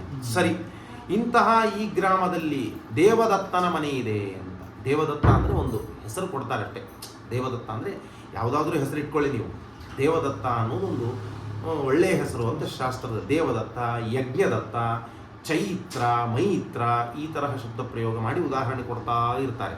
ಏನೇನು ಈ 4 ಶಬ್ದ ಸರಿಯಾಗಿ ನೆನಪಿಟ್ಕೊಳ್ಳಿ. ದೇವದತ್ತ, ಯಜ್ಞದತ್ತ, ಚೈತ್ರ, ಮೈತ್ರ. ಈಗ ನಾನು ಮಾಧವ ಮಧ್ವೇಷ ಅಂತ ಹೇಳಿದ್ನಲ್ಲ, ಹೀಗೆ ಶಾಸ್ತ್ರಗಳಲ್ಲಿ ಈ ಥರ ಹೇಳುವಂಥ ಮಾತುಗಳು. ಆದ್ದರಿಂದ ದೇವದತ್ತ ಗೃಹಂ ಅಸ್ಮಿನ್ ಗ್ರಾಮೇ ಅಸ್ತಿ, ದೇವದತ್ತನ ಮನೆ ಈ ಗ್ರಾಮದಲ್ಲಿ ಇದೆ ಅಂತ ಒಬ್ಬನು ಹೇಳಿದಾಗ ಒಬ್ಬನು ಕೇಳ್ತಾನೆ. ಕೇಳಿದಂಥವನೇನು ಮಾಡ್ತಾನೆ ಅಂತಂದರೆ, ಅವನಿಗೆ ಯಾರು ಆ ಮಾತನ್ನು ಕೇಳಿಸಿಕೊಳ್ತಾನೆ ಅವನಿಗೇನಾಗುತ್ತೆ ಅಂದರೆ, ತದ್ಗ್ರಾಮಸ್ಥೇಷು ಸರ್ವೇಷ್ವಪಿ ಗೃಹೇಶು ದೇವದತ್ತ ಗೃಹ ಬುದ್ಧಿ ಪ್ರಸಕ್ತ. ನಿಧಾನವಾಗಿ ಅರ್ಥ ಮಾಡಿಕೊಳ್ಳಿ. ತದ್ಗ್ರಾಮಸ್ಥೇಷು ಸರ್ವೇಷು ಅಪಿ ಗೃಹೇಶು. ತದ್ಗ್ರಾಮಸ್ಥೇಷು, ಆ ಗ್ರಾಮದಲ್ಲಿ ಇರುವ. ಸ್ಥ ಅಂದರೆ ಇರುವ, ಪೀಠಸ್ಥ ಅಂದರೆ ಪೀಠದಲ್ಲಿ ಇರುವ. ತದ್ಗ್ರಾಮಸ್ಥ ಅಂದರೆ ಆ ಗ್ರಾಮದಲ್ಲಿ ಇರುವ ಅಲ್ವಾ? ಸಪ್ತಮಿ ವಿಭಕ್ತಿ. ಯಾಕೆ? ಮುಂದೆ ಗೃಹೇಶು ಅಂತ ಸಪ್ತಮಿ ಇದೆ. ಹಾಗಾಗಿ ತದ್ಗ್ರಾಮಸ್ಥೇಷು ಸರ್ವೇಷು ಅಪಿ ಗೃಹೇಶು, ಆ ಗ್ರಾಮದಲ್ಲಿ ಇರುವ ಎಲ್ಲ ಗೃಹಗಳಲ್ಲಿ, ಎಲ್ಲ ಮನೆಗಳಲ್ಲಿ ದೇವದತ್ತ ಗೃಹ ಬುದ್ಧಿ ಪ್ರಸಕ್ತ. ಯಾವನು ಕಿವಿಯಿಂದ ಕೇಳಿದ್ದಾನೆ ಈ ಮಾತನ್ನು, ಯಾವ ಮಾತನ್ನು? ಅಸ್ಮಿನ್ ಗ್ರಾಮೇ ದೇವದತ್ತ ಗೃಹಂ ಎಂಬ ವಾರ್ತೆಯನ್ನು, ಮಾತನ್ನು ಯಾವ ವ್ಯಕ್ತಿ ಕೇಳಿದ್ದಾನೆ ಅವನಿಗೆ ಒಂದು ಬುದ್ಧಿ ಪ್ರಸಕ್ತವಾಯಿತು. ಬುದ್ಧಿ ಅಂದರೆ ಒಂದು ಜ್ಞಾನವು ಪ್ರಸಕ್ತವಾಯಿತು. ಏನು ಜ್ಞಾನ? ಆ ಗ್ರಾಮದಲ್ಲಿ ಇರುವಂತಹ ಎಲ್ಲ ಮನೆಗಳಲ್ಲಿಯೂ ದೇವದತ್ತನ ಮನೆ ಎನ್ನುವಂತೆ ಬುದ್ಧಿ ಬಂತವನಿಗೆ. ಒಂದು ಆ ಗ್ರಾಮದಲ್ಲಿ 50 ಮನೆಗಳಿವೆ ಅಂತ ಇಟ್ಕೊಳ್ಳಿ. ಪ್ರತಿಯೊಂದು ಮನೆಯಲ್ಲಿಯೂ ಅವನಿಗೆ ದೇವದತ್ತನ ಮನೆ, ಇದು ದೇವದತ್ತನ ಮನೆ, ಇದು ದೇವದತ್ತನ ಮನೆ ಯಾಕಾಗಿರಬಾರದು, ಇದು ದೇವದತ್ತನ ಮನೆ ಯಾಕಾಗಿರಬಾರದು ಅಂತ ಬುದ್ಧಿಯು ಪ್ರಸಕ್ತವಾಯಿತು ಅವನಿಗೆ. ಯಾರಿಗೆ? ಮಾಧವನಿಗೆ. ಅಂದ್ರೆ ಈ ಮಾತನ್ನು ಶ್ರವಣ ಮಾಡಿದವನು. ಯಾವ ಮಾತನ್ನು? ಅಸ್ಮಿನ್ ಗ್ರಾಮೇ ದೇವದತ್ತ ಗೃಹಂ ಅಂತ ಒಬ್ಬನು ಹೇಳಿಬಿಟ್ಟಿದ್ದಾನೆ. ಕೇಳಿದವನಿಗೆ ಈ ರೀತಿಯಾದ ಬುದ್ಧಿಯು ಪ್ರಸಕ್ತವಾಯಿತು. ಯಾವ ರೀತಿಯಾದ ಬುದ್ಧಿಯು ಪ್ರಸಕ್ತವಾಯಿತು? ತದ್ಗ್ರಾಮಸ್ಥೇಷು ಸರ್ವೇಷ್ವಪಿ ಗೃಹೇಶು, ಆ ಗ್ರಾಮದಲ್ಲಿರುವ ಎಲ್ಲಾ ಗೃಹಗಳಲ್ಲಿಯೂ ಮನೆಗಳಲ್ಲಿಯೂ ನೋಡಿ ದೇವದತ್ತ ಬುದ್ಧಿ ಪ್ರಸಕ್ತ. ಆ ಎಲ್ಲ ಮನೆಗಳಲ್ಲಿ ದೇವದತ್ತ ಗೃಹ ಬುದ್ಧಿ ಬಂದಿದೆ. ದೇವದತ್ತನ ಮನೆ ಎಂಬ ಬುದ್ಧಿಯು ಪ್ರಸಕ್ತವಾಗಿದೆ ಅಲ್ವಾ? ಏನು? ಸರಿಯಾಗಿ ಅರ್ಥ ಮಾಡಿಕೊಳ್ಳಿ. ಎಲ್ಲಾ ಮನೆಗಳು 50 ಮನೆಗಳಿವೆ ಅಲ್ಲ, 50 ಮನೆಗಳಲ್ಲಿ ದೇವದತ್ತನ ಮನೆ ಎಂಬ ಬುದ್ಧಿಯು ಇವನಿಗೆ ಪ್ರಸಕ್ತವಾಗಿದೆ. ಹಾಗಾದ್ರೆ ನಂಬರ್ 1 ಹೌಸ್ ನಂಬರ್ 1 ದೇವದತ್ತನ ಮನೆಯಾಗಿರಬಹುದು. ಇದು ನಂಬರ್ 2 ದೇವದತ್ತನ ಮನೆಯಾಗಿರಬಹುದು. 3, 4, 5 ನಂಬರ್ 50 ಅದು ಕೂಡ ದೇವದತ್ತನ ಮನೆಯಾಗಿರಬಹುದು ಎಂಬ ದೇವದತ್ತ ಗೃಹ ಬುದ್ಧಿ. ಬುದ್ಧಿ ಅಂದರೆ ಜ್ಞಾನ. ದೇವದತ್ತ ಗೃಹ ಬುದ್ಧಿ ಅಂದರೆ ದೇವದತ್ತನ ಮನೆ ಎಂಬ ಜ್ಞಾನವು ಎಲ್ಲ ಮನೆಗಳಲ್ಲಿಯೂ ಅದೇ ರೀತಿ ಇವನಿಗೆ ಜ್ಞಾನ ಬಂದಿದೆ. ಅಂದ್ರೆ ಈ ಬುದ್ಧಿ ಎಂಥದ್ದು ನೋಡಿ. ಬುದ್ಧಿ ಅಂದ್ರೆ ಏನು? ಜ್ಞಾನ. ಜ್ಞಾನ ಕೆಲವೊಮ್ಮೆ ಭ್ರಾಂತಿ ರೂಪವಾಗಿರುತ್ತದೆ ಅಂತ ಹೇಳಿದೆ ನಿಮಗೆ. ಕೆಲವೊಮ್ಮೆ ನಿರ್ಣಯಾತ್ಮಕ ಜ್ಞಾನವೂ ಆಗಿರುತ್ತದೆ ಅಂತ, ಕೆಲವೊಮ್ಮೆ ಸಂಶಯ ರೂಪವಾದ ಜ್ಞಾನವೂ ಆಗಿರುತ್ತದೆ. ಸಂಶಯ ಅಂದ್ರೇನು? ಸಂಶಯ ಅಂದ್ರೆ ಇದೆಯೋ ಇಲ್ವೋ ಅಲ್ಲ, ಅದು ಸಂಶಯನೇ. ಹೀಗೋ ಹಾಗೋ, ಹೀಗೋ ಹಾಗೋ. ಇದಕ್ಕೆ ಉದಾಹರಣೆ ಈ ಮನೆನೋ ಆ ಮನೆ, ಇಲ್ಲಿ ಆ ರೀತಿ. ಬೇರೆ ಬೇರೆ ಕಡೆ ಬೇರೆ ಬೇರೆ ಥರ ಸಂಶಯ. ಇಲ್ಲಿ ಆ ರೀತಿ ಏನಂತ, ಇದು ದೇವದತ್ತನ ಮನೆಯೋ, ಇದು ದೇವದತ್ತನ ಮನೆಯೋ, ಇದುವೋ ಅದುವೋ, ಹೀಗೆ ದೇವದತ್ತ ಗೃಹ ಬುದ್ಧಿ ಬಂದಿದೆ. ಬುದ್ಧಿ ಬಂದಿದೆ ಅಂದ್ರೇನು? ಇದೇ ದೇವದತ್ತನ ಮನೆ, ಇದೇ ದೇವದತ್ತನ ಮನೆ, ಇದೇ ದೇವದತ್ತನ ಮನೆ ಅಂತ 50 ಮನೆಗಳಲ್ಲಿ ಬರಲಿಲ್ಲ. ಹಂಗೆ ಬಂದರೆ ಎಲ್ಲವೂ ನಿರ್ಣಯಾತ್ಮಕ ಜ್ಞಾನವಾಗಿ ಬಿಡುತ್ತದೆ. ಹಂಗೆ ಬಂದರೆ 50 ದೇವದತ್ತನ ಮನೆಯಾ? 50 ಅಲ್ಲ. ಯಾಕೆ? ಅಸ್ಮಿನ್ ಗ್ರಾಮೇ ದೇವದತ್ತ ಗೃಹಾಣಿ ಅನ್ನಲಿಲ್ಲ ವಾಕ್ಯವನ್ನು ಪ್ರಯೋಗ ಮಾಡುವವನು. ಅಸ್ಮಿನ್ ಗ್ರಾಮೇ ದೇವದತ್ತ ಗೃಹಂ ಅಂತ ಏಕವಚನ ಪ್ರಯೋಗ ಮಾಡಿದ್ದಾನೆ. ಒಂದು ಮನೆ ಇದೆ ಈ ಗ್ರಾಮದಲ್ಲಿ. ಹಾಗಾದರೆ ಇವನಿಗೆ ಎಲ್ಲ ಮನೆಗಳಲ್ಲಿ ದೇವದತ್ತ ಮನೆಯ ಬುದ್ಧಿ ಬಂದಿದೆ ಅಂದರೆ ಇದೂ ಕೂಡ ದೇವದತ್ತನ ಮನೆ, ಇದೂ ಕೂಡ ದೇವದತ್ತನ ಮನೆ ಅಂತ ನಿರ್ಣಯಾತ್ಮಕವಾಗಿ ಎಲ್ಲ ಮನೆಗಳಲ್ಲಿ ದೇವದತ್ತನ ಮನೆ ಜ್ಞಾನ ಬರಲಿಲ್ಲ. ಹಾಗಾದರೆ ಸಂಶಯಾತ್ಮಕವಾಗಿ ಬಂದಿದೆ. ಹೇಗೆ? ಇದು ದೇವದತ್ತನ ಮನೆಯೋ, ಇದು ದೇವದತ್ತನ ಮನೆಯೋ, ಇದು ದೇವದತ್ತನ ಮನೆಯೋ, ಇದು ದೇವದತ್ತನ ಮನೆ, ಹೀಗೆ 50 ಮನೆಗಳಲ್ಲಿ ಏಕಕಾಲಕ್ಕೆ ಸಂಶಯ ಬಂದಿದೆ ಅಂತ ಅರ್ಥ ಇದಕ್ಕೆ. ಸರ್ವೇಷ್ವಪಿ ಗ್ರಹೇಶು ದೇವದತ್ತ ಗ್ರಹ ಬುದ್ಧಿ ಪ್ರಸಕ್ತವಾಯಿತು. ದೇವದತ್ತ ಗ್ರಹ ಬುದ್ಧಿ ಪ್ರಸಕ್ತವಾಯಿತು. ಆ ಬುದ್ಧಿ ಎಂತಹದ್ದು? ಸಂಶಯ ರೂಪವಾದ ಬುದ್ಧಿ, ಸಂಶಯ ರೂಪವಾದ ಜ್ಞಾನವು ಎಲ್ಲ ಮನೆಗಳಲ್ಲಿಯೂ ಅವನಿಗೆ ಪ್ರಸಕ್ತವಾಗಿದೆ. ಇದೂ ಆಗಿರಬಹುದು, ಇದೂ ಆಗಿರಬಹುದು, ಇದು ಹೀಗೆ ಬಂದ್ಬಿಟ್ಟಿದೆ. ಯಾಕೆ? ವಾಕ್ಯ ಪ್ರಯೋಗ ಮಾಡುವವನು ಸಮ್ಮುಗ್ಧವಾಗಿ ಪ್ರಯೋಗ ಮಾಡಿದ್ದಾನೆ. ಸಮ್ಮುಗ್ಧವಾಗಿ ನಿರ್ಣಯವನ್ನು ಕೊಡುವ ವಾಕ್ಯವನ್ನು ಪ್ರಯೋಗ ಮಾಡಲಿಲ್ಲ ಅವನು, ಸಮ್ಮುಗ್ಧವಾಗಿ ಪ್ರಯೋಗ. ಈ ಗ್ರಾಮದಲ್ಲಿ ದೇವದತ್ತನ ಮನೆ ಇಷ್ಟೇ ಪ್ರಯೋಗ ಮಾಡಿದ್ದಾನೆ. ಇವನಿಗೆ ಜವಾಬ್ದಾರಿ ಈಗ ಏನು ಮಾಡಬೇಕು ಗೊತ್ತಾಗಲಿಲ್ಲ. ಹೀಗಾಯಿತು. ತತಃ ಇದಾದ ನಂತರ, ಇದಾದ ಮೇಲೆ ಯತ್ರ ಪತಾಕಾಃ ತತ್ ದೇವದತ್ತ ಗೃಹಂ ಇತಿ ತಲ್ಲಕ್ಷಣ ಜ್ಞಾನೇ ಸತಿ. ತತಃ ಇದಾದ ನಂತರ, ಇದಾದ ನಂತರ ಅಂತಂದ್ರೆ ಈ ತರಹದ ಸಂಶಯ ರೂಪವಾದ ಬುದ್ಧಿಯು ಪ್ರಸಕ್ತವಾದ ನಂತರ, ಪ್ರಸಕ್ತವಾದ ಅಂತ ಅನ್ನುವ ಶಬ್ದ ತೆಗೆದುಕೊಂಡು ಬರಬೇಕು ಅಲ್ವಾ? ಪ್ರಸಕ್ತವಾದ ನಂತರದಲ್ಲಿ ಮುಂದಿನ ಹಂತದಲ್ಲಿ ಏನಾಯಿತು ಅಂದರೆ ಯತ್ರ ಪತಾಕಾಃ ತತ್ ದೇವದತ್ತ ಗೃಹಂ ಇತಿ ತಲ್ಲಕ್ಷಣ ಜ್ಞಾನೇ ಸತಿ. ಅದರ ಲಕ್ಷಣ ಜ್ಞಾನವಾಗಿರಲು ಸತಿ ಸಪ್ತಮಿ. ತಲ್ಲಕ್ಷಣ ಜ್ಞಾನೇ ಸತಿ. ಅದ ಆ ಮನೆಯ ದೇವದತ್ತ ಗೃಹದ ಲಕ್ಷಣ ಜ್ಞಾನವೂ ಆಗಿರಲು. ರಾಮೇ ವನೇ ಗತೆ ಸತಿ. ರಾಮನು ವನಕ್ಕೆ ಹೋಗಿರಲು. ಸತಿ ಸಪ್ತಮಿಗೆ ಆಗಿರುತ್ತೆ ಹೇಳ್ಬೇಕಲ್ಲ, ಗೊತ್ತಿದೆ ನಿಮಗೆ. ಹಾಗೆ ತಲ್ಲಕ್ಷಣ ಜ್ಞಾನೇ ಸತಿ. ಆ ದೇವದತ್ತನ ಮನೆಯ ಲಕ್ಷಣ ಜ್ಞಾನವು ಇವನಿಗೆ ಆಗಿರಲು ಅಂತ ಅರ್ಥ. ಹೇಗೆ ಲಕ್ಷಣ ಜ್ಞಾನವಾಯಿತು? ಯತ್ರ ಪತಾಕಾಃ ತತ್ ದೇವದತ್ತ ಗೃಹಂ. ಈ ರೀತಿ ಲಕ್ಷಣ ಜ್ಞಾನ. ಏನು ಲಕ್ಷಣ ಜ್ಞಾನ ಅಂದರೆ ಯತ್ರ ಎಲ್ಲಿ, ಪತಾಕಾಃ, ಪತಾಕ ಅಂದ್ರೇನು? ಬಾವುಟಗಳು. ಎಲ್ಲಿ ಪತಾಕಾಃ, 1, 2, 3 ಬಹುವಚನ ಇದೆ, ಬಹುವಚನ ಇದೆ, 1, 3, 4 ಪತಾಕಗಳಿವೆಯಪ್ಪ. ಯತ್ರ ಎಲ್ಲಿ ಪತಾಕಾಃ, ಎಲ್ಲಿ ಅಂದ್ರೇನು? ಯಾವ ಮನೆಯಲ್ಲಿ ಪತಾಕಾಃ ಪತಾಕಗಳಿವೆಯೋ ತತ್ ದೇವದತ್ತ ಗೃಹಂ, ಅದು ದೇವದತ್ತನ ಮನೆ. ನೋಡಿ, ಯತ್ರ ಅಂತಿದ್ದಕ್ಕೆ ತತ್ ಅಂತ ಪ್ರಯೋಗ ಮಾಡ್ತಾ ಇದೆ. ಯತ್ರ ಅಂತಿದ್ದರಿಂದ ತತ್ರ ಅಂತೂ ಹೇಳಬಹುದು, ತತ್ ಅಂತೂ ಏಕವಚನದಲ್ಲಿಯೂ ಹೇಳಬಹುದು. ಯತ್ರ ತತ್ರ ಅಥವಾ ಯತ್ರ ತತ್. ಎಲ್ಲಿ ಹೀಗೆ ಪತಾಕಗಳು ಇವೆಯೋ, ಯಾವ ಮನೆಯಲ್ಲಿ ಅಥವಾ ಯಾವ ಮನೆ ಮೇಲ್ಗಡೆ ಪತಾಕಗಳಿವೆಯೋ ತತ್ ಅದು ದೇವದತ್ತನ ಮನೆ. ಇತಿ ತಲ್ಲಕ್ಷಣ ಜ್ಞಾನೇ ಸತಿ. ಇತಿ ಹೀಗೆ, ಹೀಗೆ ಅಂದ್ರೆ ಹೇಗೆ? ಈ ರೀತಿಯಾಗಿ. ಯಾವ ರೀತಿಯಾಗಿ? ಯತ್ರ ಪತಾಕಾಃ ತತ್ ದೇವದತ್ತ ಗೃಹಂ, ಅದು ದೇವದತ್ತನ ಮನೆ. ಈ ರೀತಿಯಾಗಿ ತಲ್ಲಕ್ಷಣ ಜ್ಞಾನೇ ಸತಿ. ತಲ್ಲಕ್ಷಣ, ಅದರ ಲಕ್ಷಣ ಜ್ಞಾನವಾಗಿರಲು. ಅದರ ಲಕ್ಷಣ ಅಂದರೆ ಆ ದೇವದತ್ತನ ಮನೆಯ ಲಕ್ಷಣ ಜ್ಞಾನ ಆಗಿರಲು. ತಲ್ಲಕ್ಷಣ ಅಂದರೆ ಅದರ ಲಕ್ಷಣ. ಅದರ ಅಂದರೆ ಯಾವುದರ? ದೇವದತ್ತನ ಮನೆಯ ಲಕ್ಷಣ ಜ್ಞಾನೇ ಸತಿ. ಲಕ್ಷಣ ಜ್ಞಾನ ಇವನಿಗೆ ಆಗಿರಲು. ಯಾವ ಮಾತಿನಿಂದ ಆಯಿತು? ಯತ್ರ ಪತಾಕಾಃ ತತ್ ದೇವದತ್ತ ಗೃಹಂ ಅನ್ನುವ ಮಾತಿನಿಂದ ಅವನಿಗೆ ಆಯಿತು. ಹಾಗಾದರೆ ಮೊದಲು ಏನು ಕೇಳಿದ್ದ ಇವನು? ಅಸ್ಮಿನ್ ಗ್ರಾಮೇ ದೇವದತ್ತ ಗೃಹಂ ಅಂತಿಷ್ಟೇ ಕೇಳಿದ್ದ. ಅವನಿಗೆಲ್ಲ ಕಡೆಗೂ ದೇವದತ್ತನ ಮನೆಯಾಗಿರಬಹುದು ಆಗಿರಬಹುದು ಅಂತ ಸಂಶಯ ರೂಪವಾದ ಬುದ್ಧಿಯು ಪ್ರಸಕ್ತವಾಯಿತು. ಅದಾದ ಮುಂದಿನ ಹಂತದಲ್ಲಿ ಈ ರೀತಿಯಾದ ಮತ್ತೊಂದು ಮಾತನ್ನು ಕೇಳಿದ ಅವನು. ಯಾವ ರೀತಿಯಾದ ಮಾತನ್ನು? ಯತ್ರ ಪತಾಕಾಹ ತತ್ ದೇವದತ್ತ ಗೃಹಂ ಅಂತ ಈ ರೀತಿಯಾದ ಮಾತನ್ನು ಕೇಳಿದಾಗ ಏನಾಯಿತು? ಆ ದೇವದತ್ತನ ಗೃಹದ ಲಕ್ಷಣ ಜ್ಞಾನವಾಯಿತು. ಹಾಗಾದರೆ ದೇವದತ್ತನ ಮನೆಯ ಲಕ್ಷಣ ಏನು ಅಂದರೆ ಪತಾಕವತ್ವ. ಪತಾಕಗಳನ್ನು ಪಡೆದಿರುವಿಕೆ. ಶಾಸ್ನಾದಿಮತ್ವ ಅಂತಂದ್ವಲ್ಲ, ಪತಾಕವತ್ವಂ, ಪತಾಕವನ್ನು ಪಡೆದಿರುವಿಕೆ ಅನ್ನುವುದು ಲಕ್ಷಣವಾಯಿತು. ಯಾವುದರ ಲಕ್ಷಣ?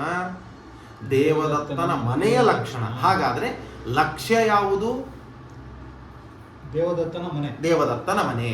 ಒಂದೇ ಲಕ್ಷ್ಯ. ಇವಾಗ ನೋಡಿ, ಎಲ್ಲ ಕಡೆಗೆ 10 ಲಕ್ಷ ಇರಬೇಕಂತಿಲ್ಲ. ಒಂದು ನಾರಾಯಣ ಅಂತ ಇಟ್ಕೊಂಡು ನಾನು ಉದಾಹರಣೆ ಕೊಟ್ಟಿದ್ನಲ್ಲ, ಲೋಕದಲ್ಲಿ ಒಂದೇ ಲಕ್ಷ ಆಗಿರಬಹುದು. ದೇವದತ್ತನ ಮನೆಯ ಲಕ್ಷ್ಯ ಇವಾಗ. ಅದರ ಲಕ್ಷಣ ಪತಾಕಗಳು ಅಥವಾ ಪತಾಕವನ್ನು ಪಡೆದಿರುವಿಕೆ. ಪತಾಕವತ್ವ ಅಲ್ವಾ? ಪತಾಕವತ್ವ, ಪತಾಕ ಅಥವಾ ಪತಾಕವತ್ವ ಅನ್ನುವುದು ಆ ಲಕ್ಷ್ಯವಾದ ದೇವದತ್ತನ ಮನೆಯ ಲಕ್ಷಣವಾಗಿದೆ. ಇಂತಹ ದೇವದತ್ತನ ಮನೆಯ ಲಕ್ಷಣ ಜ್ಞಾನ ಆಗಿರಲು, ತಲ್ಲಕ್ಷಣ ಜ್ಞಾನೇ ಸತಿ ಆಗಿರಲು, ಇದಮೇವ ನ ಅನ್ಯತ್ ಇತಿ ಅವಧಾರಣಂ ಜಾಯತೆ. ಇದಮೇವ ನ ಅನ್ಯತ್, ಇದೇನೇ, ಅನ್ಯತ್ ನ ಬೇರೆದಲ್ವೇ ಅಲ್ಲ. 50 ಮನೆ ಇದ್ರೆ ನಾನೇನ್ ಮಾಡ್ಲಿ?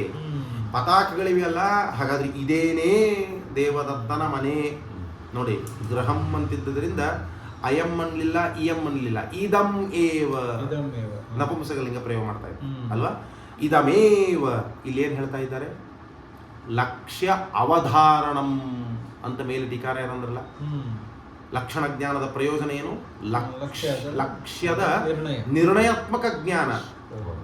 ಅದನ್ನು ಬಿಡಿಸಿ ತೋರಿಸ್ತಾ ಇದ್ದಾರೆ. ಆ ಅವಧಾರಣ ಎಂಬ ಶಬ್ದವನ್ನು ತಾವೇ ಬಿಡಿಸ್ತಾ ಇದ್ದಾರೆ. ಎಲ್ಲಿ? ಕೆಳಗೆ. ಏನಂತ? ಇದಮೇವ ನ ಅನ್ಯತ್ ಅಲ್ವಾ? ಗೊತ್ತಾಯ್ತಾ ನಾನು ಹೇಳಿದ್ದು? ಅವಧಾರಣ ಅನ್ನುವುದನ್ನು ಎಷ್ಟು ಚೆನ್ನಾಗಿ ಅವರು ವಿವರಿಸ್ತಾ ಇದ್ದಾರೆ ನೋಡಿ. ಸುಮ್ಮನೆ ಲಕ್ಷಾವಧಾರಣಂ ಅಂತ ಸುಮ್ಮನೆ ಅನ್ಲಿಲ್ಲ, ಲಕ್ಷ ಜ್ಞಾನಂ ಅಂತ ಅನ್ಬೋದಾಗಿತ್ತು. ಲಕ್ಷಣ ಜ್ಞಾನದಿಂದ ಬರುವ ಪ್ರಯೋಜನ ಏನ್ರಿ? ಲಕ್ಷ ಜ್ಞಾನ. ಹಾಗಲ್ಲ, ಲಕ್ಷ್ಯದ ಅವಧಾರಣ ರೂಪದ ಜ್ಞಾನ. ಹೇಗೆ ಅವಧಾರಣ ಹೇಗಿರುತ್ತೆ ಅದನ್ನು ಬಿಡಿಸಿ ಹೇಳಿ ಅಂದಾಗ ಇಷ್ಟೆಲ್ಲ ಹೇಳಿ ಉದಾಹರಣೆ ಕೊಡ್ತಾ ಅವಧಾರಣವನ್ನು ತಿಳಿಸ್ಕೊಟ್ರೆ ನಮಗೆ ಆ ನಿರ್ಣಯ ಹೇಗಿರುತ್ತೆ ಅಂದ್ರೆ ಇದಮೇವ, ಇದೇನೇ, ನ ಅನ್ಯತ್ ಆ ಅಂಶವು ಸೇರಿಸ್ತಾ ಇದ್ದಾರೆ ನೋಡಿ. ಬರೇ ಇದಮೇವ ಇದೇನೇ ಅಲ್ಲ, ಇದೇನೇ ಬೇರೆದಲ್ಲ ಅಂತೂ ಸೇರಿಸ್ಕೊಳ್ಳಿ ಅಂತಾರೆ. ಇದು ಅವಧಾರಣ. ಅವಧಾರಣವನ್ನು ವಿವರಿಸುವುದು ಹೀಗೆ. ಗೊತ್ತಾಯ್ತಾ? ಅದೇ ಅಂದಮೇಲೆ ಇದೇನೇ ದೇವದತ್ತನ ಮನೆ, ಹೊರತು ಬೇರೆಯದಲ್ವೇ ಅಲ್ಲ. ಇತಿ ನೋಡಿ ಅವರು ಹೇಳ್ತಾರೆ, ಅವಧಾರಣಂ ಜಾಯತೆ, ಅವಧಾರಣವು ಹುಟ್ಟತ್ತೆ. ಇತಿ ಅವಧಾರಣಂ ಜಾಯತೆ, ಈ ರೀತಿ ಅವಧಾರಣ ಹುಟ್ಟತ್ತೆ. ಯಾವ ರೀತಿ? ಇದಮೇವ ನ ಅನ್ಯತ್ ಇತಿ ಅವಧಾರಣಂ ಜಾಯತೆ. ಅಂದ್ರೆ ಅವಧಾರಣ ಅಂದ್ರೆ ಏನು? ಇದೆ ಲಕ್ಷ್ಯದ ನಿರ್ಣಯ ಏನು ಹೇಗಿರುತ್ತೆ ಅದರ ಆಕಾರ ತೋರಿಸಿ. ಇದಮೇವ ನ ಅನ್ಯತ್ ಇತಿ ಅವಧಾರಣಂ ಜಾಯತೆ, ಹೀಗೆ ಅವಧಾರಣೆ ಬರುತ್ತದೆ. ಅಂದ್ರೆ ಅವಧಾರಣದ ಸ್ವರೂಪ ಯಾವುದು? ಇದಮೇವ ನ ಅನ್ಯತ್ ಅನ್ನುವುದೇನಿದೆಯಲ್ಲ ಅಷ್ಟು, ಅದು ಅವಧಾರಣದ ಸ್ವರೂಪವನ್ನು ತೋರಿಸ್ತಾ ಇದ್ದಾರೆ. ಗೊತ್ತಾಯ್ತಾ? ಹಾಗಾದ್ರೆ ಇತಿ ಅವಧಾರಣಂ ಜಾಯತೆ, ಈ ವಿಧವಾದ ಅವಧಾರಣೆ ಹುಟ್ಟತ್ತೆ. ಯಾರಿಗೆ? ಅವನಿಗೆ ಅಲ್ವಾ? ಹುಟ್ಟತ್ತೆ. ಇದು ಏನಾಯ್ತು? ಇದು ಲಕ್ಷಣ ಜ್ಞಾನದಿಂದ ಬರುವ ಪ್ರಯೋಜನ. ಲಕ್ಷ್ಯ ಯಾವುದಿಲ್ಲಿ? ಈಗ ನೋಡಿ ನಿಮಗೆ ಸುಲಭವಾಗ್ತದೆ. ಲಕ್ಷ್ಯ ಯಾವುದು ಈ ಉದಾಹರಣೆಯಲ್ಲಿ? ದೇವದತ್ತನ ಮನೆ, ದೇವದತ್ತ ಗೃಹ. ಅದರ ಅವಧಾರಣೆ ಆಗಬೇಕು. ಅವಧಾರಣೆ ಅಂದ್ರೇನು? ನಿರ್ಣಯ ಅಲ್ವಾ? ಯಾವುದರಿಂದ ಆಗಬೇಕು? ಲಕ್ಷಣ ಜ್ಞಾನದಿಂದ ಆಗಬೇಕು ಅಲ್ವಾ? ಲಕ್ಷಣ ಯಾವುದು? ಪತಾಕಗಳು ಅಥವಾ ಪತಾಕವತ್ವ ಅನ್ನುವುದು ಲಕ್ಷಣ. ಅದರ ಜ್ಞಾನ ಮಾಡಿಕೊಂಡಾಗ ಅದನ್ನು ಪಡೆದದ್ಯಾವುದು ಅಂತ ಗೊತ್ತಾದಾಗ ಅದೇನೇ ದೇವದತ್ತನ ಮನೆ ಹೊರತು ಬೇರೆಯದಲ್ಲ ಅಂತ. ಬೇರೆಯದಲ್ಲ ಅಂತ ಅನ್ನೋದೇನು ಹೇಳ್ತಾ ಇದ್ದಾರಲ್ಲ ಅದೆಲ್ಲಿದೆ ರೀ? ಲಕ್ಷ್ಯ ಅವಧಾರಣ ಅಂತ ಮೇಲಂದಿದ್ದಾರೆ ಟೀಕಾಕೃತ್ಪಾದರು. ಏನಂದಿದ್ದಾರೆ? ಲಕ್ಷ್ಯ ಅವಧಾರಣ ಅಲ್ವಾ? ಲಕ್ಷ್ಯ ಅವಧಾರಣ, ಲಕ್ಷ್ಯದ ನಿರ್ಣಯ. ಎಷ್ಟು ಬೇಕು ಲಕ್ಷ್ಯದ ನಿರ್ಣಯ ಅಂದರೆ? ಇದೇನೇ ಅಂದ್ಬಿಟ್ರೆ ಸಾಕಾಗಿತ್ತು. ನ ಅನ್ಯತ್ ಅನ್ನೋದು ಯಾಕೆ ಬೇಕು? ಲಕ್ಷ್ಯ ಅವಧಾರಣ ಅನ್ನೋದ್ರಲ್ಲಿ ಇಲ್ಲ, ನ ಅನ್ಯತ್ ಅನ್ನೋದು ಬೇಕಾಗಿಲ್ಲ ಅಲ್ವಾ? ಅವಧಾರಣ ಅನ್ನೋದರಲ್ಲಿ ನ ಅನ್ಯತ್ ಅನ್ನೋದು ಬೇಕಾಗಿಲ್ಲ. ಇದಮೇವ ಅಂದ್ಬಿಟ್ರೆ ಸಾಕು, ಅವಧಾರಣೆ ಆಗಿಬಿಡುತ್ತೆ, ನಿರ್ಣಯ ಆಯ್ತಲ್ಲ ಇದೇನೇ ಅಂತ. ನ ಅನ್ಯತ್ ನ ಅನ್ನುವ ಅಂಶ ಯಾಕೆ ಬೇಕಾಗಿತ್ತು ಅಂತಂದ್ರೆ ಸಜಾತೀಯ ವಿಜಾತೀಯ ವ್ಯಾವೃತ್ತಿ ಅಲ್ಲಿ ತೋರಿಸ್ತಾ ಇದ್ದಾರೆ. ನ ಅನ್ಯತ್ ಅನ್ನೋದ್ರಿಂದ. ಅನ್ಯತ್ ನ ಅಂದ್ರೇನು? ಬೇರೆಯದಲ್ಲ, ಬೇರೆಯದರಿಂದ ಭಿನ್ನವಾದ ಅಂತ ಅಂಶ ಹೇಳಬೇಕಲ್ಲ ಅಲ್ವಾ? ಬೇರೆಯದರಿಂದ ಭಿನ್ನವಾದ. ಬೇರೆಯದರಿಂದ ಅಂತಂದ್ರೇನು? ಸಜಾತೀಯ ಗುಂಪು ತಗೊಳ್ಳಿ, ವಿಜಾತೀಯ ಗುಂಪು ತಗೊಳ್ಳಿ. ಯಾವುದಕ್ಕೆ ಸಜಾತೀಯ, ಯಾವುದಕ್ಕೆ ವಿಜಾತೀಯ? ಈಗ ಪ್ರಕೃತ ಉದಾಹರಣೆಯಲ್ಲಿ ದೇವದತ್ತನ ಗ್ರಹ ಏನಿದೆ ಅದು ಲಕ್ಷ್ಯ. ಲಕ್ಷ್ಯಕ್ಕೆ ಸಜಾತೀಯವಾದ ಗುಂಪು ಒಂದಿದೆ, ಅದೇ ಲಕ್ಷ್ಯಕ್ಕೆ ವಿಜಾತೀಯವಾದ ಒಂದು ಗುಂಪಿದೆ. ಹಾಗಾದ್ರೆ ಲಕ್ಷ್ಯ ಯಾವುದು? ದೇವದತ್ತ ಗ್ರಹ, ದೇವದತ್ತನ ಮನೆ, ದೇವದತ್ತನ ಗ್ರಹ. ಆ ಲಕ್ಷ್ಯಕ್ಕೆ ಸಜಾತೀಯವಾದದ್ದು ಯಾವುದು? ಬೇರೆ ಗ್ರಹ. ಅಷ್ಟೇ. ಈಗ ನಿಮ್ಗೆ ಗೊತ್ತಾಯ್ತು ಸಜಾತಿ ಅಂದ್ರೆ ಏನು, ಸ್ವಲ್ಪ ಕ್ಲಿಯರ್ ಆಗಿತ್ತು. ಕ್ಲಿಯರ್ ಆಯ್ತು. ಮನೆ ಅನ್ನುವುದೇನೇನಿದೆ ಆ ಗ್ರಾಮದಲ್ಲಿರುವ ಮನೆ ಅಂತ ಇಟ್ಕೊಂಡ್ರೆ ಸಾಕು, ಬೇರೆ ಗ್ರಾಮ ತಗೊಳ್ಬೇಕಾಗಿಲ್ಲ. ಆ ಗ್ರಾಮದಲ್ಲಿ ಮುಖ್ಯ ಪ್ರಶ್ನೆ ಬಂತು. ಆದ್ದರಿಂದ ಆ ಗ್ರಾಮದಲ್ಲಿರುವ ಮನೆಗಳು ದೇವದತ್ತನ ಮನೆಗೆ ಸಜಾತೀಯವಾದ ಮನೆಗಳು. ಬೇರೆ ಗ್ರಹಗಳು ಸರಿ, ಈ ನಮ್ಮ ಗ್ರಹನೂ ಸರಿನೇ. ಅಂತೂ ಗ್ರಹ ಏನಿವೆ ಎಲ್ಲ ಗ್ರಹಗಳು ದೇವದತ್ತನ ಮನೆ ಎಂಬ ಲಕ್ಷ್ಯಕ್ಕೆ ಸಜಾತೀಯವಾದ ವಸ್ತುಗಳು. ಸರಿ, ದೇವದತ್ತನ ಮನೆ ಎಂಬ ಲಕ್ಷ್ಯಕ್ಕೆ ವಿಜಾತೀಯವಾದ ವಸ್ತುಗಳು. ವಿಜಾತೀಯವಾದ ವಸ್ತುಗಳು ಯಾವುವು ಅಂತಂದ್ರೆ ಮನೆಯನ್ನು ಬಿಟ್ಟು ಬೇರೆ, ಅಲ್ಲಿ ನದಿ ಇರುತ್ತೆ, ಮರ ಇರುತ್ತೆ, ಮನುಷ್ಯರಿರ್ತಾರೆ, ಪ್ರಾಣಿಗಳು ಓಡಾಡ್ತಿರ್ತವೆ, ಏನೇನೂ ಇರುತ್ತೆ. ಅದೆಲ್ಲ ವಸ್ತುಗಳು ಮನೆಗೆ ದೇವದತ್ತನ ಮನೆ ಎಂಬ ಲಕ್ಷ್ಯ ಏನಿದೆ ಅದಕ್ಕೆ ವಿಜಾತೀಯವಾದ ವಸ್ತು, ಅದರ ಗುಂಪೊಂದು. ಸಜಾತೀಯವಾದ, ಅದಕ್ಕೆ ಸಜಾತೀಯವಾದ ವಸ್ತುಗಳ ಗುಂಪು ಒಂದು, ಅದಕ್ಕೆ ವಿಜಾತೀಯವಾದ ವಸ್ತುಗಳ ಗುಂಪೊಂದು.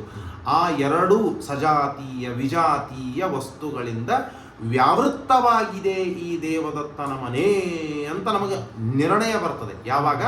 ಪತಾಕವತ್ವ ಎಂಬ ಲಕ್ಷಣ ಆ ಲಕ್ಷ್ಯದಲ್ಲಿ ಇದೆ ಅಂತ ತಿಳಿದಾಗ. ಪತಾಕ ಅಥವಾ ಪತಾಕವತ್ವ ಅನ್ನುವ ಲಕ್ಷಣ ಏನಿದೆ, ಅಸಾಧಾರಣ ಧರ್ಮ ಏನಿದೆ, ಅದರ ಜ್ಞಾನವನ್ನು ನಾವು ಮಾಡಿಕೊಂಡಾಗ ಏನಾಗುತ್ತೆ? ಇಂತಹ ಸಜಾತೀಯವಾದ ವಸ್ತುಗಳೆಲ್ಲ ಏನಿವೆ ಅಲ್ಲ ಮನೆಗಳು, ಅವೆಲ್ಲದರಿಂದ ಭಿನ್ನವಾದ ದೇವದತ್ತನ ಮನೆ ಇದು ಅಂತ ಲಕ್ಷ್ಯದ ಅವಧಾರಣೆ. ಆ ಮನೆಗೆ ವಿಜಾತೀಯವಾದ ವಸ್ತುಗಳು ಎಷ್ಟೆಷ್ಟಿವೆ ಅಲ್ಲ ಅವೆಲ್ಲದರಿಂದ ಭಿನ್ನವಾದ ದೇವದತ್ತನ ಗೃಹ ಇದು ಅಂತ ಅವಧಾರಣೆ. ಅದೇನೇ ಇದಮೇವ ನ ಅನ್ಯತ್ ಎಂಬ ಅವಧಾರಣೆ. ಇದಮೇವ ನ ಅನ್ಯತ್.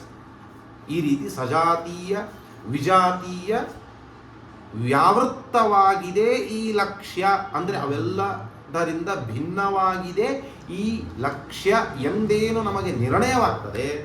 ಈ ನಿರ್ಣಯ ಯಾವುದರಿಂದ ಆಯಿತು? ಲಕ್ಷಣ ಜ್ಞಾನದಿಂದ. ನಾವು ಲಕ್ಷಣ ಪತಾಕಗಳೆಂಬ ಲಕ್ಷಣ ಜ್ಞಾನ ನಮಗಾದಾಗ ನೋಡಿ, ತಲ್ಲಕ್ಷಣ ಜ್ಞಾನೇ ಸತಿ, ಆ ದೇವದತ್ತನ ಮನೆಯ ಲಕ್ಷಣ ಜ್ಞಾನವಾಗಿರಲು ಜ್ಞಾನೇ ಸತಿ. ಜ್ಞಾನ ಇದೆ, ಬರೀ ಲಕ್ಷಣ ಇದ್ರೂ ಉಪಯೋಗ ಇಲ್ಲ. ಲಕ್ಷಣ ಜ್ಞಾನ ನಮಗಾದಾಗ ಈ ರೀತಿಯಾದ ಲಕ್ಷ್ಯದ ಅವಧಾರಣೆ ಬರ್ತದೆ, ನಿರ್ಣಯ ಬರ್ತದೆ. ಈ ರೀತಿಯಾದ ಲಕ್ಷ್ಯದ ಅವಧಾರಣೆ ಅಂದ್ರೆ ಏನು? ಸಜಾತೀಯವಾದ ವಸ್ತುಗಳಿಂದ ಭಿನ್ನವಾಗಿದೆ ಈ ಲಕ್ಷ್ಯ, ವಿಜಾತೀಯ ವಸ್ತುಗಳಿಂದಲೂ ಭಿನ್ನವಾಗಿದೆ ಈ ಲಕ್ಷ್ಯ.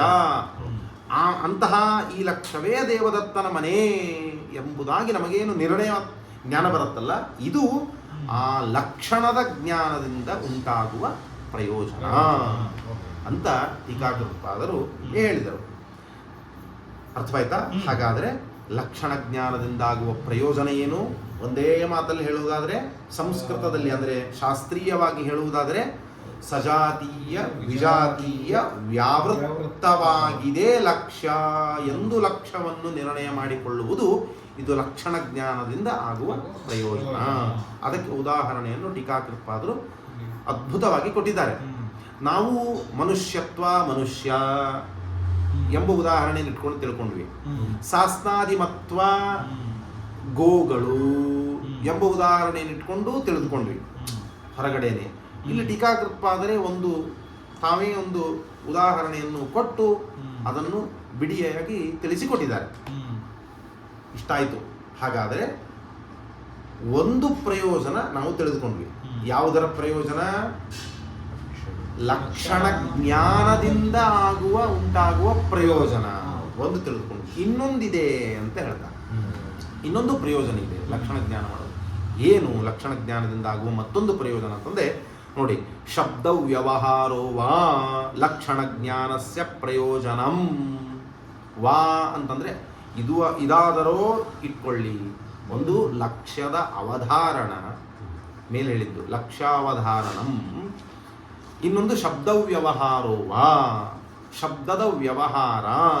ಇದು ಲಕ್ಷಣ ಜ್ಞಾನದ ಪ್ರಯೋಜನ ಅಂತ ಹೇಳ್ತಾ ಇದ್ದಾರೆ. ಎಲ್ಲಿದೆ ಸಿಗ್ತಾ?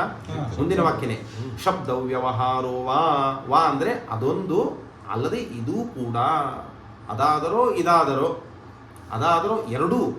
ಕೆಲವೊಮ್ಮೆ ಅದು ಪ್ರಯೋಜನವಾಗಿ ನಾವು ಪಡೀತೇವೆ, ಕೆಲವೊಮ್ಮೆ ಲಕ್ಷಣ ಜ್ಞಾನದಿಂದಾಗಿ ಈ ಪ್ರಯೋಜನವನ್ನು ಪಡೀತಾ ಇರ್ತೇವೆ. ಆದ್ದರಿಂದ ವಿಕಲ್ಪ ಮಾಡಿದ್ದಾರೆ. ವಿಕಲ್ಪ ಅಂದರೆ ಅದಾದರೋ ಇದಾದರೋ ಅಂತ. ನೀನಾದರೂ ಬಾ ಅಂತ. ಅಲ್ಲಿ ತ್ವಂ ಆಗಚ್ಚ ತ್ವಂ ವಾ ಆಗಚ್ಚ ಅಂತ. ವಾ ಅಂತಂದಾಗ ನೀನೋ ಅಥವಾ ನೀನೋ. ಕೆಲವೊಮ್ಮೆ ನೀನು ಬೇಕಾಗುತ್ತೆ, ಕೆಲವೊಮ್ಮೆ ನೀನು ಬೇಕಾಗುತ್ತೆ ಅಂದಂಗೆ ಲಕ್ಷಣ ಜ್ಞಾನದಿಂದ ಕೆಲವೊಮ್ಮೆ ಲಕ್ಷ್ಯದ ಅವಧಾರಣ ಇದು ಪ್ರಯೋಜನವಾಗಿ ನಾವು ಪಡೀತೇವೆ. ಕೆಲವೊಮ್ಮೆ ಶಬ್ದ ವ್ಯವಹಾರವನ್ನು ನಾವು ಪ್ರಯೋಜನವಾಗಿ ಪಡೆಯುವ ಸಂದರ್ಭಗಳಿರುತ್ತೆ. ಆದ್ದರಿಂದ ಈ ರೀತಿ ಹೇಳಿದ್ದಾರೆ. ಶಬ್ದ ವ್ಯವಹಾರವ ಲಕ್ಷಣ ಜ್ಞಾನಸ್ಯ ಪ್ರಯೋಜನಂ. ಲಕ್ಷಣ ಜ್ಞಾನದ ಪ್ರಯೋಜನ ಶಬ್ದ ವ್ಯವಹಾರ ಅಂತೂ ಇಲ್ಲಿ ಹೇಳಿದ್ದಾರೆ. ಏನದನ್ನು? ಇದರ ವಿವರಣೆಯನ್ನು ಈಗ ನಾನು ಮಾಡಲ್ಲ. ಇದರ ವಿವರಣೆ, ಪೂರ್ಣವಾದ ವಿವರಣೆ ನಾಳಿನ ಪಾಠದಲ್ಲಿ ಮಾಡ್ತೀನಿ. ಯಾಕೆ ಅಂತಂದರೆ ಈಗೆಷ್ಟು ನಾನು ವಿವರಿಸಿದೆ, ಮೇಲಿನ ಒಂದು ಪ್ರಯೋಜನ ವಿವರಿಸಬೇಕಾಯ್ತಲ್ಲ, ಇಷ್ಟೇ ಸಮಯ ಇದಕ್ಕೂ ಬೇಕು. ಒಂದು ಹೊಸದಾದ ವಿಷಯ ನಿಮಗೆ ತಿಳಿಸಬೇಕಾಗ್ತದೆ. ಆದ್ದರಿಂದ ಪೂರ್ಣ ವಿವರಣೆ ನಾನೇ ಮಾಡ್ತೇನೆ. ಇವತ್ತು ಸಂಕ್ಷೇಪದಲ್ಲಿ ಒಂದು ಮಾತನ್ನು ಹೇಳ್ತೇನೆ. ಎರಡನೆಯ ಪ್ರಯೋಜನದ ಕೆಲವು ಮಾತುಗಳನ್ನು ಮಾತ್ರ ನಾನು ಟೀಕಾರಾಯರು ಹೇಳಿದ್ದನ್ನು ಹೇಳ್ತೇನೆ. ನೋಡಿ, ಏನು ಉದಾಹರಣೆಯನ್ನು ಕೊಡ್ತಾರೆ. ಎರಡನೆಯ ಪ್ರಯೋಜನ ಯಾವುದು? ಶಬ್ದ ವ್ಯವಹಾರ. ಹಾಗಾದರೆ ಏನದು? ಉದಾಹರಣೆಯನ್ನು ನೋಡಿಕೊಳ್ಳಿ. ಸಾಸ್ನಾದಿಮಾನ್ ಗೌಹು ಇತಿ ಲಕ್ಷಣ ಜ್ಞಾನೇ ಸತಿ. ಸಾಸ್ನಾದಿಮಾನ್ ಗೌಹು, ನಾನು ಒಬ್ಬನಿಗೆ ಹೇಳಿದೆ. ಏನು ಹೇಳಿದೆ? ಗೋ ಅಂದರೆ ಯಾವುದು ಅಂತ ಅವನು ಕೇಳಿದ ನನಗೆ. ಯಾರು? ಮತ್ತೊಬ್ಬ ವ್ಯಕ್ತಿ.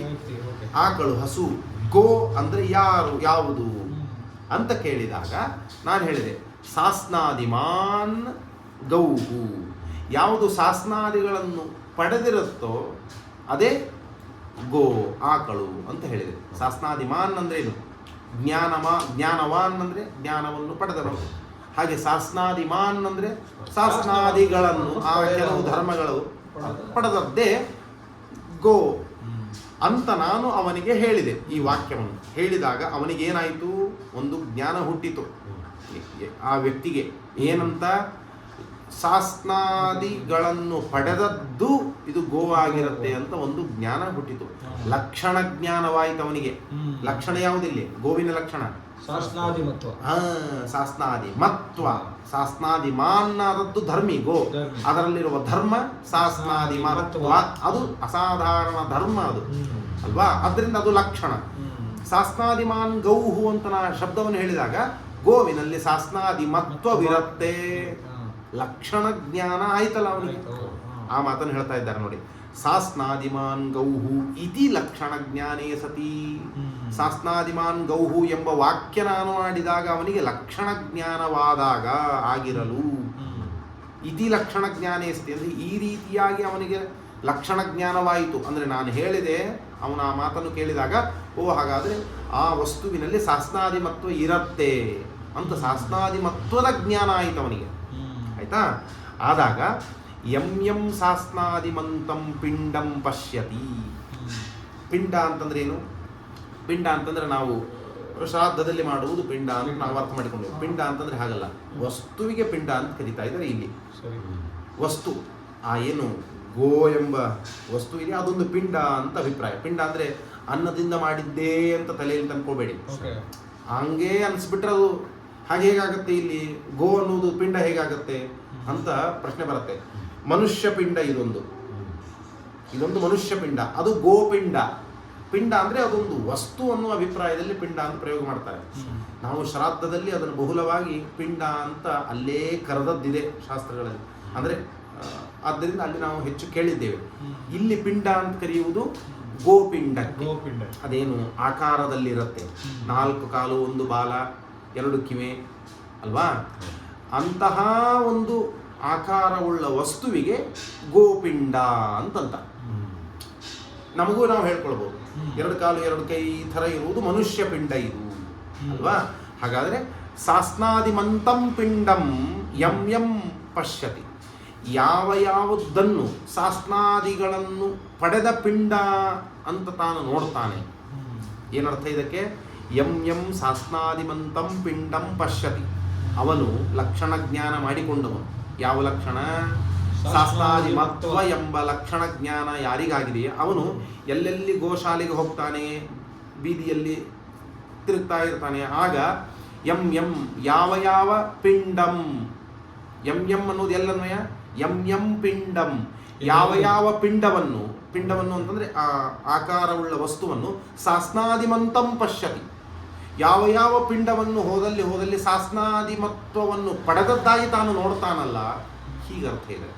ಯಂ ಪಿಂಡಂ, ಯಾವ ಪಿಂಡವನ್ನು ಸಾಸ್ನಾದಿಗಳನ್ನು ಪಡೆದದ್ದಾಗಿ ತಾನು ನೋಡ್ತಾನೋ ತಂ ಅಂತಹ ಸಾಸ್ನಾದಿಮತ್ವವುಳ್ಳ ಎಲ್ಲ ಪಿಂಡವನ್ನು ಗೋಶಬ್ದವಾಚ್ಯಂ ಪ್ರತ್ಯೇತಿ.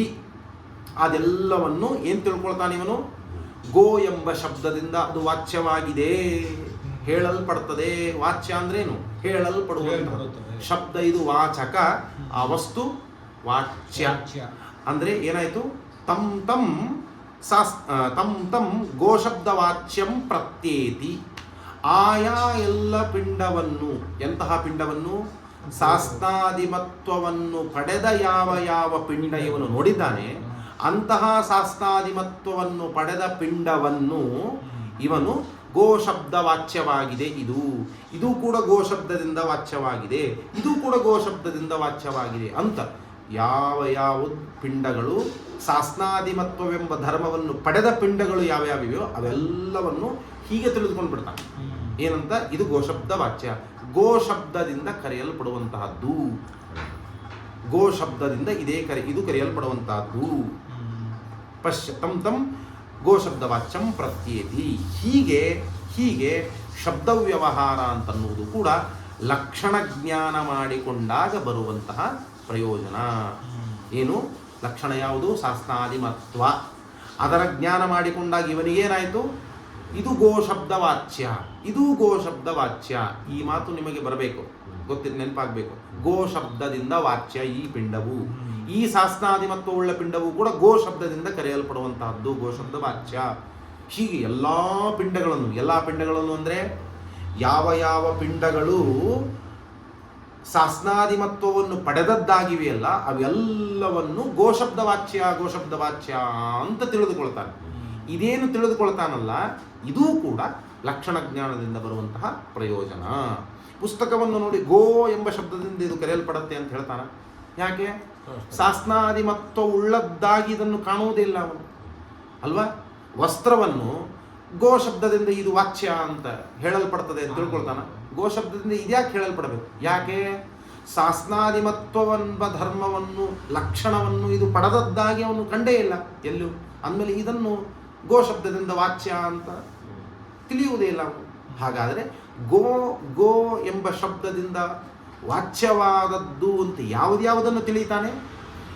ಯಾವುದು ಶಾಸ್ತ್ರಾದಿಮತ್ವವನ್ನು ಪಡೆದದ್ದಾಗಿ ಯಾವ ಪಿಂಡಗಳನ್ನು, ಆಕಾರವುಳ್ಳಂತಹ ವಸ್ತುಗಳನ್ನು ನೋಡಿದಾನಲ್ಲ ಆ ಎಲ್ಲ ಪಿಂಡಗಳನ್ನು, ಅಂದರೆ ಅಂತಹ ಎಲ್ಲ ಸಾಸ್ನಾದಿಮತ್ವವೆಂಬ ಲಕ್ಷಣವನ್ನು ಪಡೆದ ಪಿಂಡಗಳನ್ನು ಗೋಶಬ್ದದಿಂದ ವಾಚ್ಯ ಅಂತ ತಿಳಿತಾನೆ. ಹಾಗಾದರೆ ಇವನಿಗೆ ಲಕ್ಷಣ ಜ್ಞಾನದಿಂದ, ಸಾಸ್ನಾದಿಮತ್ವವೆಂಬ ಲಕ್ಷಣ ಜ್ಞಾನದಿಂದ ಆಗುವ ಪ್ರಯೋಜನ ಏನಿಲ್ಲಿ? ಒಂದು ಇದು ಗೋ ಶಬ್ದ ವಾಚ್ಯವಾಗಿದೆ ಎಂಬ ಜ್ಞಾನ, ಶಬ್ದವಾಗಿ ಗೋ ಶಬ್ದದಿಂದ ವಾಚ್ಯವಾಗಿದೆ ಇದು ಎಂಬ ಜ್ಞಾನ ಏನಾಗಿದೆಯಲ್ಲ, ಇದು ಒಂದು ರೀತಿಯಾದಂತಹ ಪ್ರಯೋಜನ ಅಂತ ಎರಡನೆಯ ಪ್ರಯೋಜನವನ್ನು ಟೀಕಾಕೃತ್ಪಾದರು ಹೇಳಿದ್ದಾರೆ. ಹಾಗಾದರೆ ಒಂದು, ಸಜಾತೀಯ ವಿಜಾತೀಯ ವ್ಯಾವೃತ್ತವಾಗಿ ಲಕ್ಷ್ಯದ ನಿರ್ಣಯವನ್ನು ಮಾಡಿಕೊಳ್ಳುವುದು ಲಕ್ಷಣ ಜ್ಞಾನದಿಂದ ಬರುವ ಪ್ರಯೋಜನ. ಎರಡನೆಯದ್ದು, ಲಕ್ಷಣ ಜ್ಞಾನ ಮಾಡಿಕೊಂಡಾಗ ಏನು ಬರುತ್ತೆ ಅಂತಂದ್ರೆ ಶಬ್ದವಾಚ್ಯವಾಗಿದೆ. ಇಲ್ಲಿ ಗೋ ಅಂತ ಶಬ್ದ ಇದೆ, ಬೇರೆ ಶಬ್ದವು ಮನುಷ್ಯ ಶಬ್ದವಾಚ್ಯನಾಗಿದ್ದಾನೆ ಇವನು. ಶಬ್ದವಾಚ್ಯತ್ವ ಜ್ಞಾನ ಎರಡನೆಯ ಪ್ರಯೋಜನ. ಮೇಲೆ ಶಬ್ದ ವ್ಯವಹಾರ ಅಂತಂದ್ರು ಎರಡನೇ ಪ್ರಯೋಜನ. ಆ ಶಬ್ದ ವ್ಯವಹಾರ ಅಂತಂದ್ರೆ ಶಬ್ದವಾಚ್ಯತ್ವ ಜ್ಞಾನ ಅಂತ ಇಟ್ಕೊಳ್ಳಿ. ಶಬ್ದ ವ್ಯವಹಾರ ಅನ್ನೋದಕ್ಕೆ ಅರ್ಥ ಏನು ಮಾಡಿಕೊಳ್ಬೇಕು? ಶಬ್ದವಾಚ್ಯತ್ವ ಜ್ಞಾನ ಅಂತ. ಮನುಷ್ಯ ಶಬ್ದದಿಂದ ಮನುಷ್ಯನು ಇವನು ಈ ಪಿಂಡ ಮನುಷ್ಯ ಪಿಂಡ ವಾಚ್ಯವಾಗಿದೆ, ಈ ಮನುಷ್ಯ ಪಿಂಡವು ಮನುಷ್ಯ ಶಬ್ದದಿಂದ ವಾಚ್ಯವಾಗಿದೆ ಅಂತ ಆ ರೀತಿ. ಗೋ ಶಬ್ದದಿಂದ ಈ ಪಿಂಡ ವಾಚ್ಯವಾಗಿದೆ ಅಂತ ಈ ರೀತಿ. ಪುಸ್ತಕ ಶಬ್ದದಿಂದ ಈ ಒಂದು ಪಿಂಡಗಳು ವಾಚ್ಯವಾಗಿವೆ ಅಂತ ಆ ಪುಸ್ತಕ ಶಬ್ದ ವಾಚ್ಯತ್ವ ಜ್ಞಾನಿ ಇವೆಲ್ಲದರಲ್ಲಿ ಮಾಡಿಕೊಳ್ತಾನೆ. ಹೀಗೆ ಅಲ್ಲಲ್ಲಿ ಆಯಾ ಲಕ್ಷಣಗಳನ್ನು, ಅಲ್ಲಲ್ಲಿ ಇರುವ ಅಸಾಧಾರಣ ಧರ್ಮವೆಂಬ ಲಕ್ಷಣ ಜ್ಞಾನ ಮಾಡಿಕೊಂಡಾಗ ಆಯಾ ಶಬ್ದ ವಾಚ್ಯತ್ವ ಜ್ಞಾನ ಆಯಾ ವಸ್ತುಗಳಲ್ಲಿ ಮಾಡಿಕೊಳ್ತಾನೆ. ಅಂತಹದ್ದು ಲಕ್ಷಣ ಜ್ಞಾನದ ಪ್ರಯೋಜನ. ಅಂದರೆ ತತ್ತತ್ ಶಬ್ದ ವಾಚ್ಯತ್ವ ಜ್ಞಾನ ಏನಿದೆ, ಇದು ಲಕ್ಷಣ ಜ್ಞಾನದಿಂದ ಆಗುವ ಪ್ರಯೋಜನ. ಏನು ಹೇಳಬೇಕು? ಈ ಕಾಮನ್ ಆಗಿ ಹೇಳುವುದಾದರೆ ತತ್ತತ್ ಶಬ್ದಗಳಿಂದ ಆಯಾ ವಸ್ತುಗಳು ವಾಚ್ಯವಾಗಿವೆ. ಏನು ಹೇಳಬೇಕು? ತತ್ತತ್ ಶಬ್ದಗಳು ಅಂದರೆ ಗೋ ಶಬ್ದ, ಮನುಷ್ಯ ಶಬ್ದ, ಪುಸ್ತಕ ಶಬ್ದ, ಆಯಾ ಶಬ್ದಗಳಿಂದ ಆಯಾ ವಸ್ತುಗಳು ವಾಚ್ಯವಾಗಿವೆ ಅಂತ ಏನಿದೆಯಲ್ಲ, ಈ ವಾಚ್ಯತ್ವ ಜ್ಞಾನ ಲಕ್ಷಣ ಆಯಾ ವಸ್ತುವಿನ ಲಕ್ಷಣ ಜ್ಞಾನದಿಂದ ಬರುವಂತಹದ್ದು. ಇದು ಎರಡನೆಯ ವಿಧವಾದ ಪ್ರಯೋಜನ ಅಂತ ಟೀಕಾಕೃತ್ಪಾದರು ಉದಾಹರಣೆಯನ್ನು ಇಟ್ಟುಕೊಂಡು ತಾವು ಎರಡೂ ಪ್ರಯೋಜನಗಳನ್ನು ವ್ಯವಸ್ಥಿತವಾಗಿ ತಿಳಿಸಿಕೊಟ್ಟಿದ್ದಾರೆ. ಶ್ರೀಕೃಷ್ಣಾರ್ಪಣಮಸ್ತು.